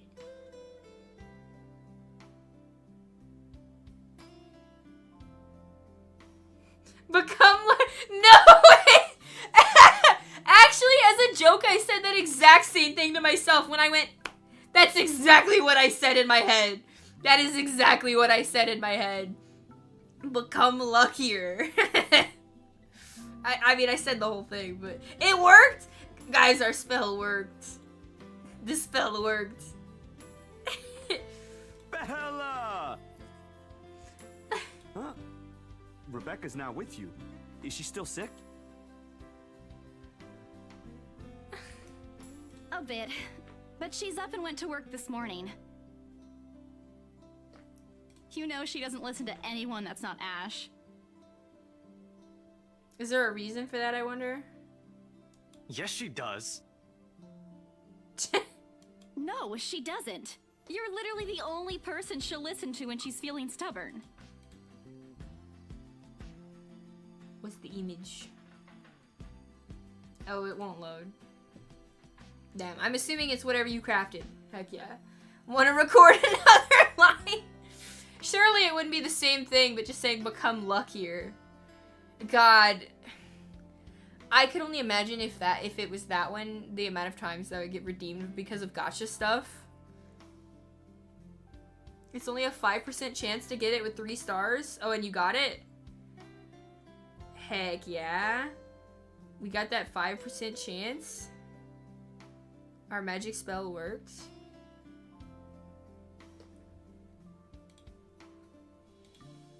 And it's true, they've known each other far longer than any of us in the group, childhood friends and all. But don't worry, Zach. She's probably on her way here now.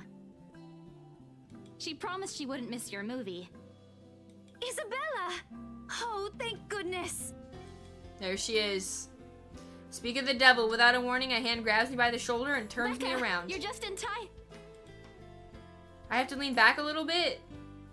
With the way her face is almost invading my personal space, but she places her hand on either side of my head to keep me still. Is she gonna kiss me? What the hell?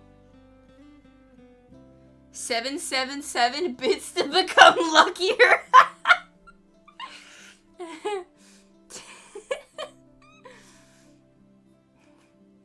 You got 2, which is what you needed. Is a ba.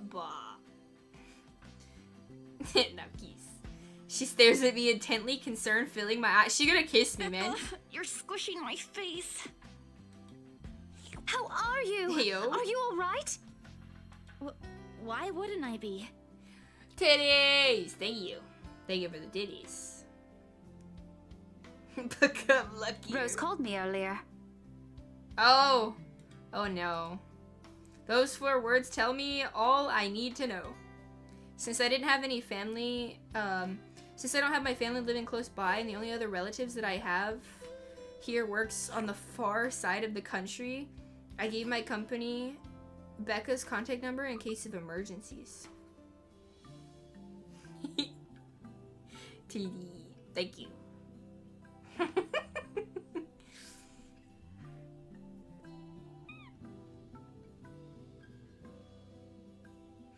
That fucking emote. I should have known Rose would call her. I push Becca's hands away from my face. Although she lets go, her eyebrows remain drawn together. Oh, no. Everything's good. Rose covered for me at work today. That's not what I'm talking about. How's Don't your say head? Besides me, Ash snickers. He snickers? You're not you without a Snickers? I bite back the urge to elbow him in place of trying to avoid Becca's hand as she tries to reach out for this said area. I bite back the urge to elbow him in place of trying to avoid her. Oh, because she's reaching. Okay. The bump.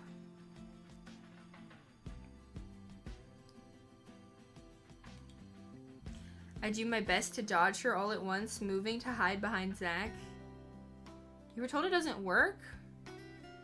What?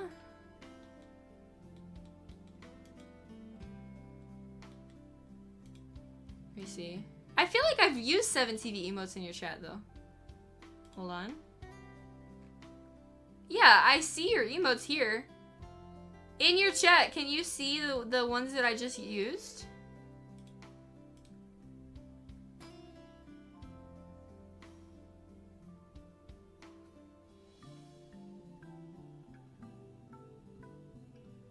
I see him. Pet the bunny. It's very cute.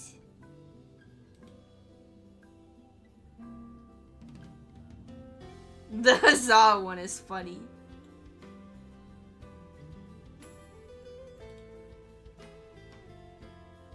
I see him, I don't know.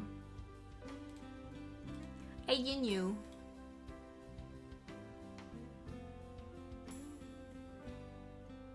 Your chat also... Yeah, so the people looking at them also have to have 7TV. So for example, if you see all of the ones in here, it's because I have it and haven't added, and it's because you have it. None of you could have it and nobody would see the emotes but me. So if they're on mobile, unfortunately, they're just not going to be able to see them.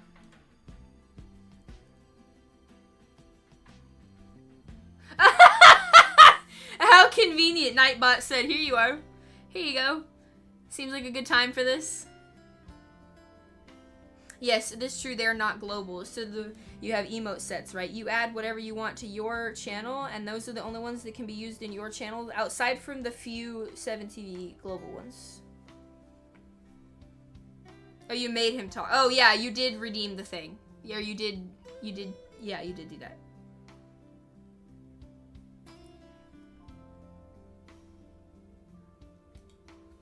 Sorry for using you as a human shield, Oh, Zach. it's nothing. I just slipped off a few steps on my way down. I blacked out for a few seconds and had a minor bump, but it's just that. You blacked out?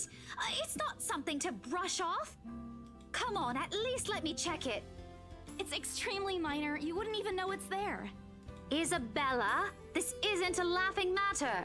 She did look pale when I saw her. Wow. Thanks a lot, Ashton, you traitor. I'll get you back for this. Just you wait. What? I'm just saying it as it is. If you mentioned this earlier, we wouldn't be having this conversation right now. I'm sorry. Saw her? Yeah, they arrived together. Bella looked fine to me then. I don't know. Something crosses Becca's face, but it's gone before I can figure out what it is. She doesn't like that. Oh, that's good. At least she didn't have to travel alone, right? At least. Good. That is not... She does not think that things are good. See? I'm okay. I wouldn't be here if I wasn't. And I don't want to miss Zach's film. We can always watch it some other time. Sorry, Zachary. No, it's good. But you guys should really keep it down. We're starting to attract some attention. It's the premiere. The premiere's different. Right, Zach? I shoot him a pleading look. Zach's a sensible guy. He'll understand. Please understand. Not really. But Rebecca has a point. In the end, I think it's your call. Oh, for heaven's sake. Please, Becca. I really don't want to miss it. You're not missing it. We're just moving it on a different day so we can have a... Look, you guys. His loud sigh unexpectedly cuts through the conversation. He's pinching the bridge of his nose as he speaks, something he usually does when he gets impatient. If she says she's okay, then there's nothing we can do about it. It's not like we can stop her either. Besides, she's still acting like the same old Isabella to me, if she can still run around like that. Why are you taking her side? I'm not. But if she wants to watch Zach's movie with us, I'm not going to stop her. She's probably the one looking forward to it the most. This is true. Ash, that's... You, of all people, should know...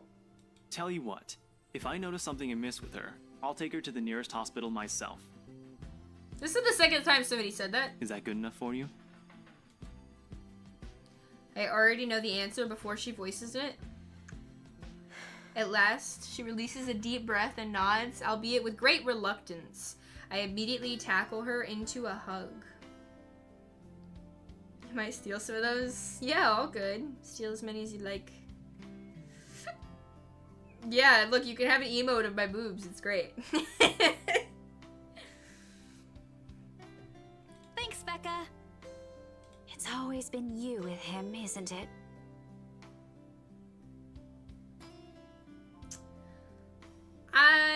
I sense a little love triangle going on here. I think that he likes us, but she likes him, maybe? Did you say something? Me? Nothing. Don't mind me. If you say so. Okay, guys, showtime's close, so I think I'm gonna get us some snacks. My treat. And then let's head inside. Anyone here has a smaller bill? I think I do. Hold on. I pull myself off from Becca to get my wallet from my bag. What's and this? Oh no! It's already in Ash's hands before I can even react. Behind him, Becca and Zach are both giving the piece of paper an intrigued look. Of fucking course. No! Give it back! It's just a paper. I don't care! Give it! It looks ancient, too. Why do you keep this around? I try to reach for it, but he holds the paper way above his head. Does he not read what it says? I've never been particularly sensitive about my own height, but right now I really wish I had that advantage over him. Don't open it! Oh. You just told him what to do. What's the big deal? It's not like it's a love letter. I don't see any reason to... Hold on a second. This is, isn't it? Even if it is, it's not for you. Okay. Now I'm curious. I'm telling you it's nothing like that. It's... The rest of my words are lost when he unfolds the paper. Too early for Halloween. I can't breathe. My heart feels stuck in my throat, pounding, threatening to burst out. Vaguely, I note how my hands are trembling at my sides. Clasping them together doesn't do any good. They're still shaking, but I hang on to them regardless. The awful, sick weight that has taken its core in my stomach back in the open house returns full force. How do I fix this? How do I fix it? How do I fix this? Someone please. Today is turning out to be a horrible nightmare. Send this to 5 people or else. Well, that's interesting. Guys, I think we should listen to Bella first. Aren't you a few days early for Halloween? He waves the paper in front of me, giving me a fleeting glimpse of its contents. I don't need to see, I don't want to see it. The letters, the words, every stroke written in blood, it's already embedded in my mind. Maybe I should have just thrown it away when I had the chance, that way... It's not a prank. It makes all of them stop, even I am surprised with how steady my voice is. What did you say? This isn't a prank! I saw something! Hold on. Are we still talking about this paper? Or is it about the urban legend again? Both. I know it sounds ridiculous. Well, this would be 5 people. So she read it, right? And then the woman, her husband, and Marianne read it. So that's already 4. She tried to show it to Rose, but she didn't read it. So we're still at 4. The 3 of them reading it makes 5, 6, and 7. So I really hope that means something's not about to happen. You just realized something? I know, I'm really sorry. We just haven't had time.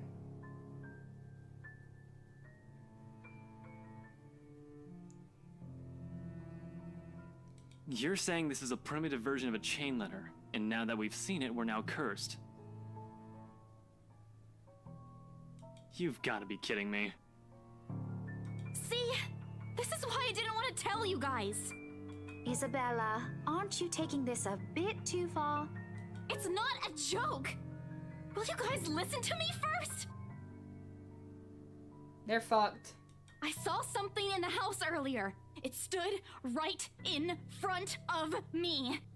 If I hadn't gotten away, that thing might have... Right. And in broad daylight, Isabella. Even someone gullible would find the logic in that screwed up. Bro! Would you actually think your friend is crazy? Very clearly, like, if your friend is talking to you like this, I don't think they'd be pulling your leg. Like, she genuinely sounds disturbed. Chubby, what's up? Ash equals KQZ.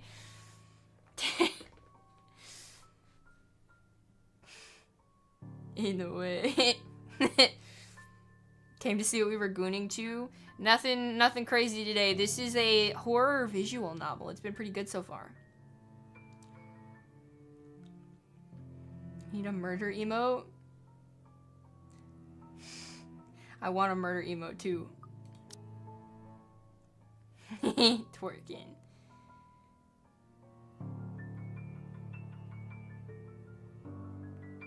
Stop the cap, he says. He does not believe you. It's weird seeing your emote over here.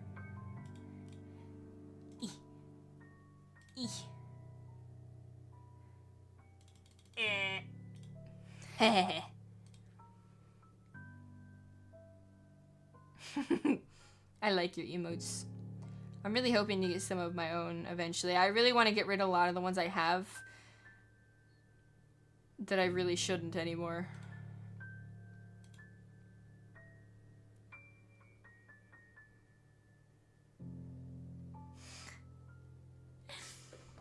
There's also no way in hell that this supernatural shit is true.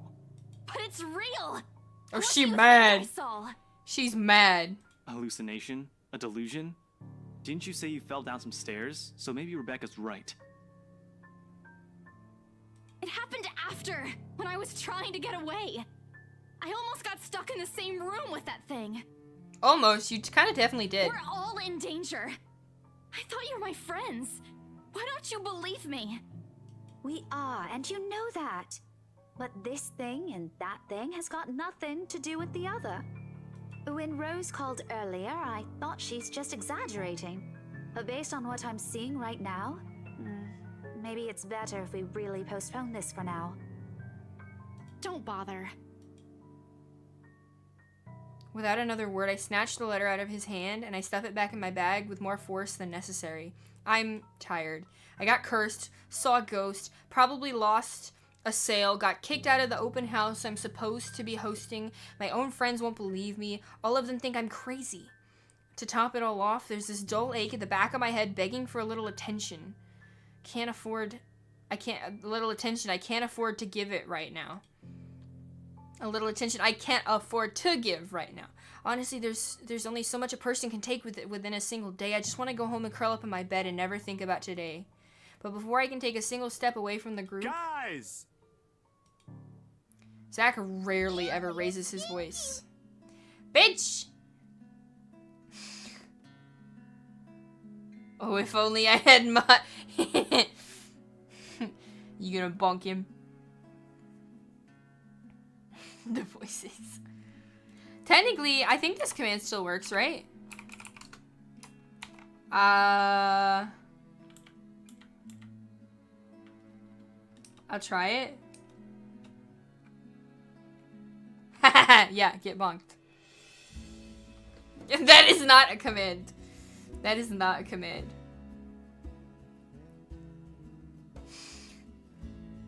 I'm not stinky, you're stinky. He rarely ever raises his voice, even when there's a point he wants to drive home. And hearing him take on that tone completely throws me off. Even Ash and Becca. Whatever harsh words are yet to come out from the argument immediately die on our tongues. Why don't we all calm down first? I'm sure Isabella has her reasons too. No need to be hard on her.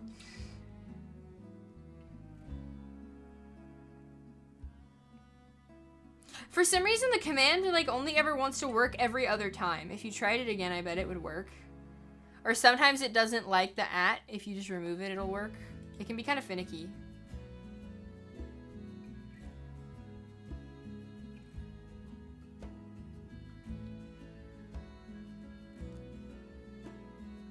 Yeah, see, it worked that time, but it didn't work the first time. And hey, ain't this supposed to be a happy get-together? We haven't seen each other for months. I'd really love to know what y'all have been up to. I only ever get to talk to Bella over chat.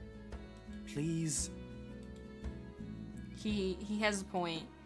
Ash, for all his attempts to look cool and distant, he has been looking forward to this. He even took the time to call him this morning as a reminder. He never does that.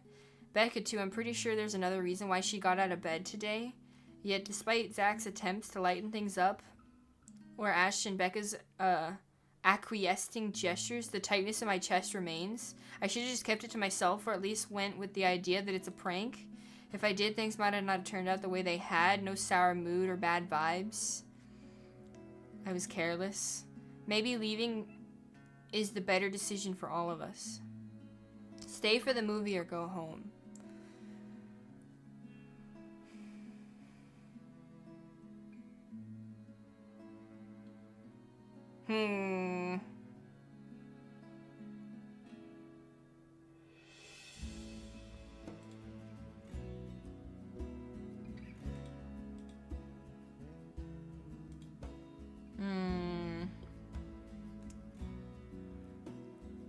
I feel like staying would definitely get us friendship with Zach. I don't know what it would do for the other two. I don't think that it would, like, remove friendship, because, like, it's not like they want me to leave. They want me to stop being crazy.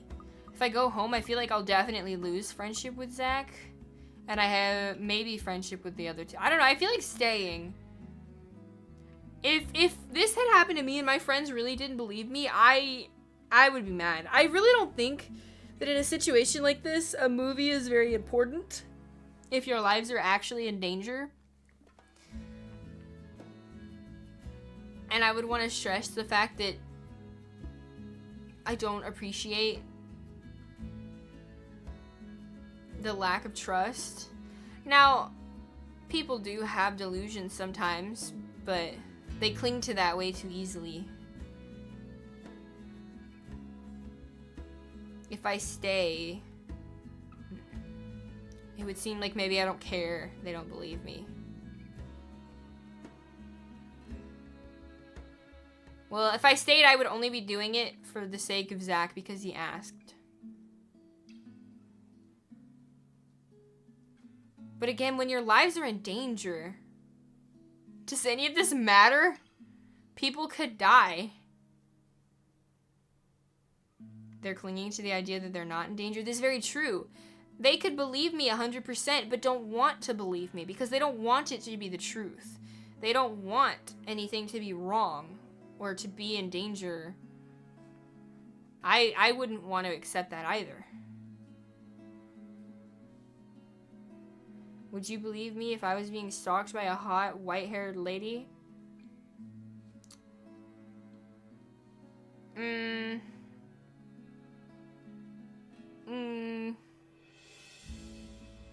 Is it stalking if you want, like, I don't know if consensual is the right word. I don't know if you'd have a problem if a really hot white-haired lady was stalking you.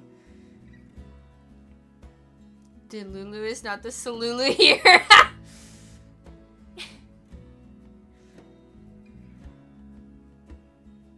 If we were the killer, what would we do? I don't think the killer's human.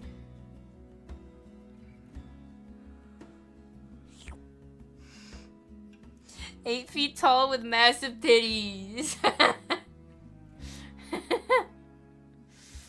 You would say that. What do you think? Do we stay or do we go home? And elf ears. Bitch. That's 2 out of 69 for Gucci. Oh my god. That's a lot of titties, man. I'm just saying.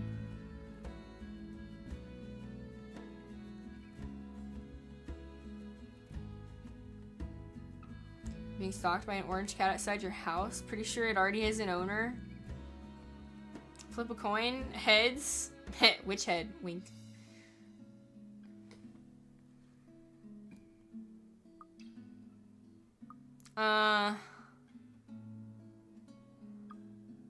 Damn, dude, I don't know. I feel like I should stay for the movie, but I feel like personally I'd be like going home. Well, also I feel like I wouldn't want to be alone in this situation. I think we should stay for the movie.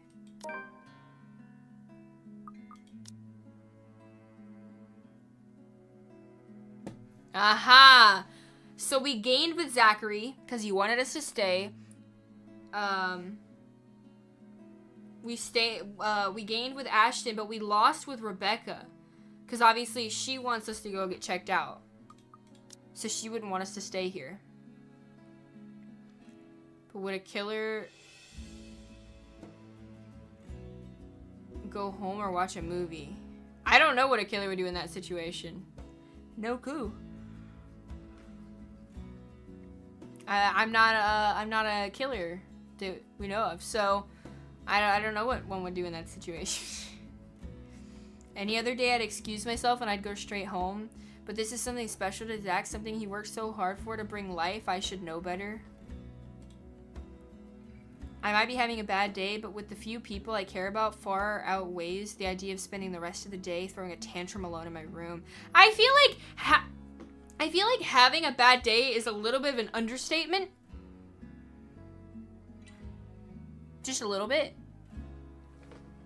Just a little bit. And what if the thing in the attic follows me home? I wouldn't want to be left alone with my thoughts either. Yeah. I can still see it whenever I close my eyes. Maybe if I stay, let our heads cool down before telling them what happened, they'll listen to me. There's nothing you can't solve with a calm head. One step at a time, Isabella. That's what Mama used to tell me.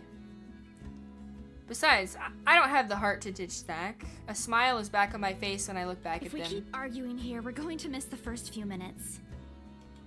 All right, that's the Isabella I know. Oh, good. I thought for sure you were going to cry. Asshole. This time I really do send an elbow straight to his stomach.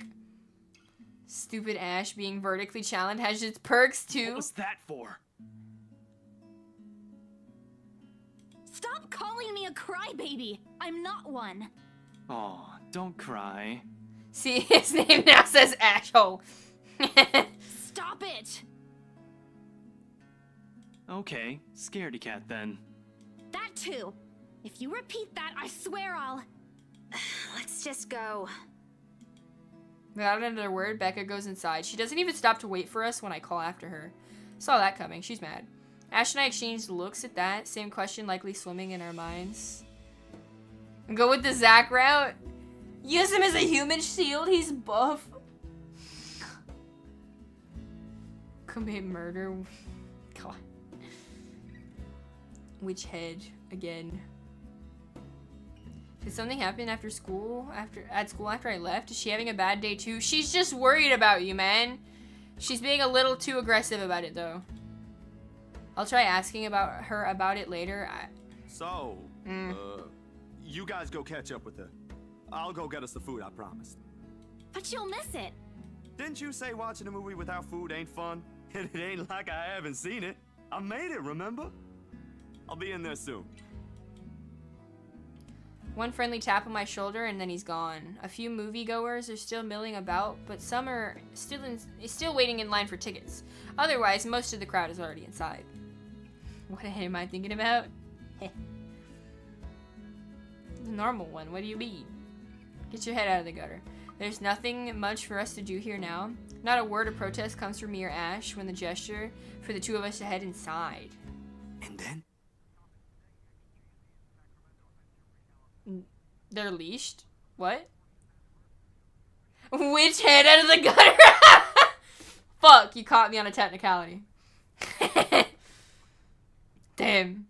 Are you sure it wasn't one of the cleaning crews? Oh, they're telling us about it. Or I'm telling them about it. Wait, what about are we watching the movie? Absolutely sure. Somehow halfway through the movie, the conversation steered towards what happened at the mansion. To be fair, Zach was the one who brought it up again. In his own movie premiere. I think it's crazy how they're like, are you sure it wasn't the cleaning crew? Think about it. Why is the cleaning crew leaving bloodstained letters wearing, I believe it's just like a white gown, and they're like literally missing their toenails and bleeding. Bleeding. Why is the cleaning crew bleeding? Now the film is just background noise. Well, except for Ash. I just hope we don't end up arguing about it again. We'd all get kicked out for sure. With how loud Ash's voice is, we'll probably get thrown out way before an argument happens. Only Becca still remains engrossed in the movie, completely ignoring us. She's been quite upset the whole evening, speaking only when referred to. If I didn't know any better, I think we did something that offended her. I think you did something. And then I ran. You heard what happened after. I still think it's something else. It was standing right in front of me, Ash. He's one of the smartest people I know, but geez, he should learn to listen. Plus, didn't he say he doesn't believe in these things? Why is he in this conversation again? I heard what you said, but it's a small room. There are a lot of things someone else could have done there without your knowledge. If I could see it up close, maybe I can... I am not going back there. Ain't that a problem if you're hosting an open house? Rose does the first floor tour. I ain't sure ghosts can be restricted to one room, Bella. That's logic right there. There are no ghosts, Zach. Stop putting useless ideas in her head.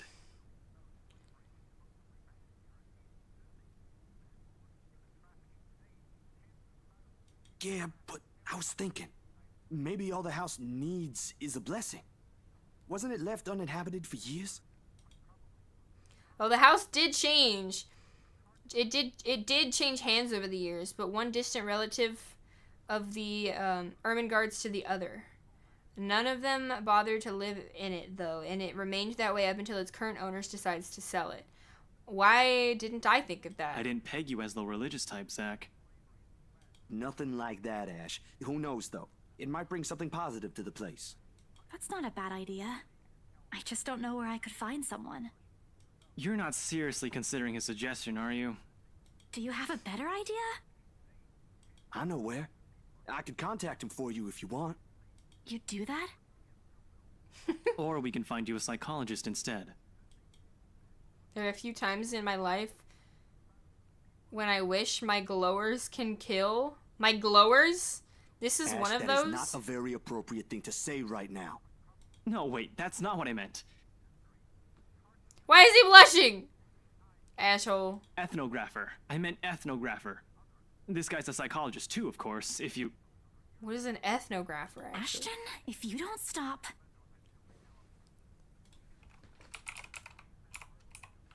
What is an ethnographer? The scientific description of customs of... Oh, so that would be for, like, a religious thing. Okay. Rebecca knows the guy I'm talking about too. She can vouch for him. Becca tears her eyes away from the screen at the mention of her name. What? Oh, are you talking about Professor Andrew? He used to work with my parents at the university. Kinky? And can you guys keep it down?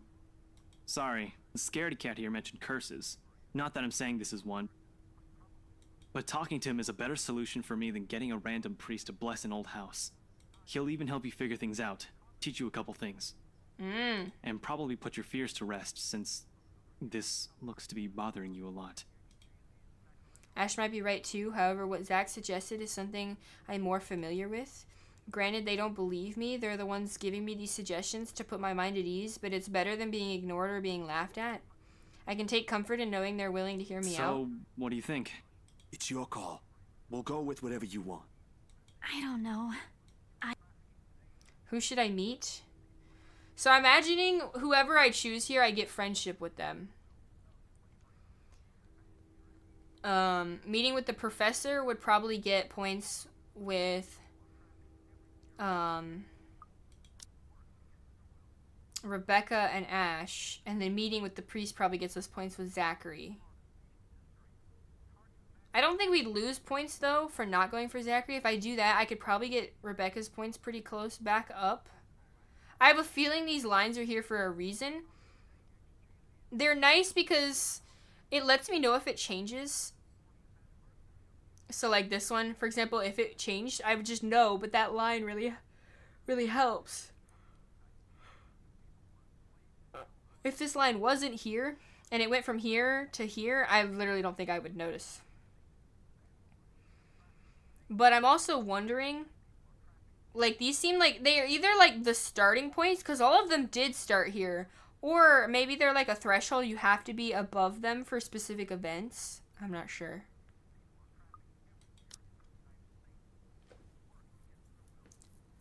Number 2 is it's time to Yasmina. Yes. Yasmina me the slimes. I keep yawning, I know. I also had to pee really bad.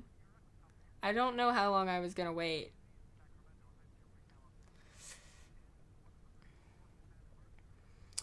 We could just, we could edge on this decision.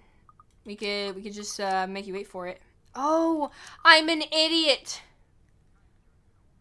I'm an idiot. I'm an idiot. I should have been saving my decisions this whole time, but it's fine. It's fine. Totally fine. Why are you holding it? Because I was reading. Get a bottle? Absolutely not. Absolutely not. It's not save scumming. It's a visual novel. You save for the different options. Otherwise, you might have to spend an extra 5 hours skipping through story you've already read just to see what one decision gets you. It's not like saving every 5 seconds in Baldur's Gate just so you can redo one attack. Like, it's a visual novel. There is no save scumming in visual novels. No, it's not going to be 60 hours long, I promise. I'm not going to do everything that there is to possibly do, either.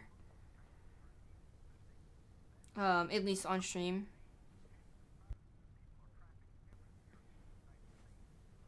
And trust me, I want to play the AS Somnium Files. It's not the only game that I haven't been able to get around to.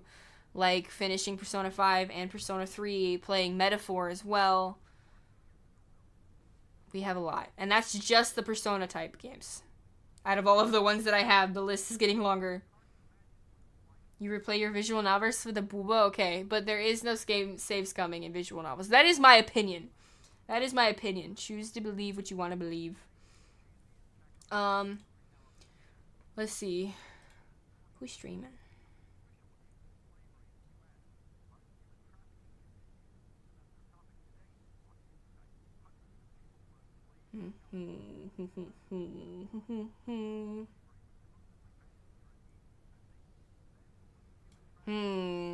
I have 2 options here.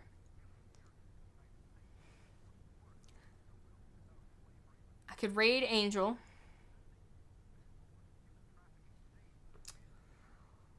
Or I could raid someone because it's funny.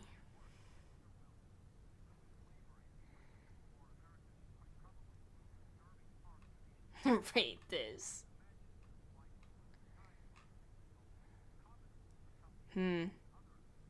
Your opinion is stinky? Bitch! You can't because you already napped? Oh, damn. Ew,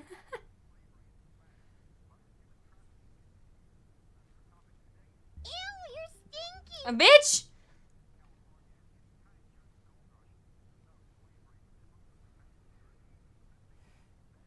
Fine, I will not torture everybody. We won't raid Vayne. AC?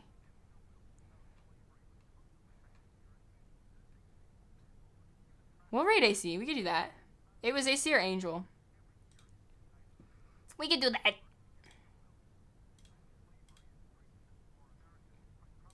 Alright. Okay. So, I have to pee very badly. So, I'll probably say hi and then immediately run away to go to the bathroom. But I'll come back after.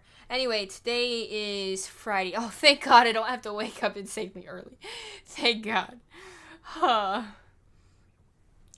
Wait, I have to save that too. I fucking hate it, but I'm gonna join the crowd on this one. Thank you for stream. No, thank you for catching stream. Yep. Or better yet, Uno Reverse, thank you for streaming. No, I'll watch some of the stream. I'm just gonna run away to pee. Because unless you want me to keep holding it, I don't think you do. Just saying. It's just a guess. I could be wrong. But Next stream should be tomorrow. Nothing that I know of right now should stop that. Ow. Yeah. So hopefully we'll be back tomorrow. Hopefully I will see you tomorrow. No, you.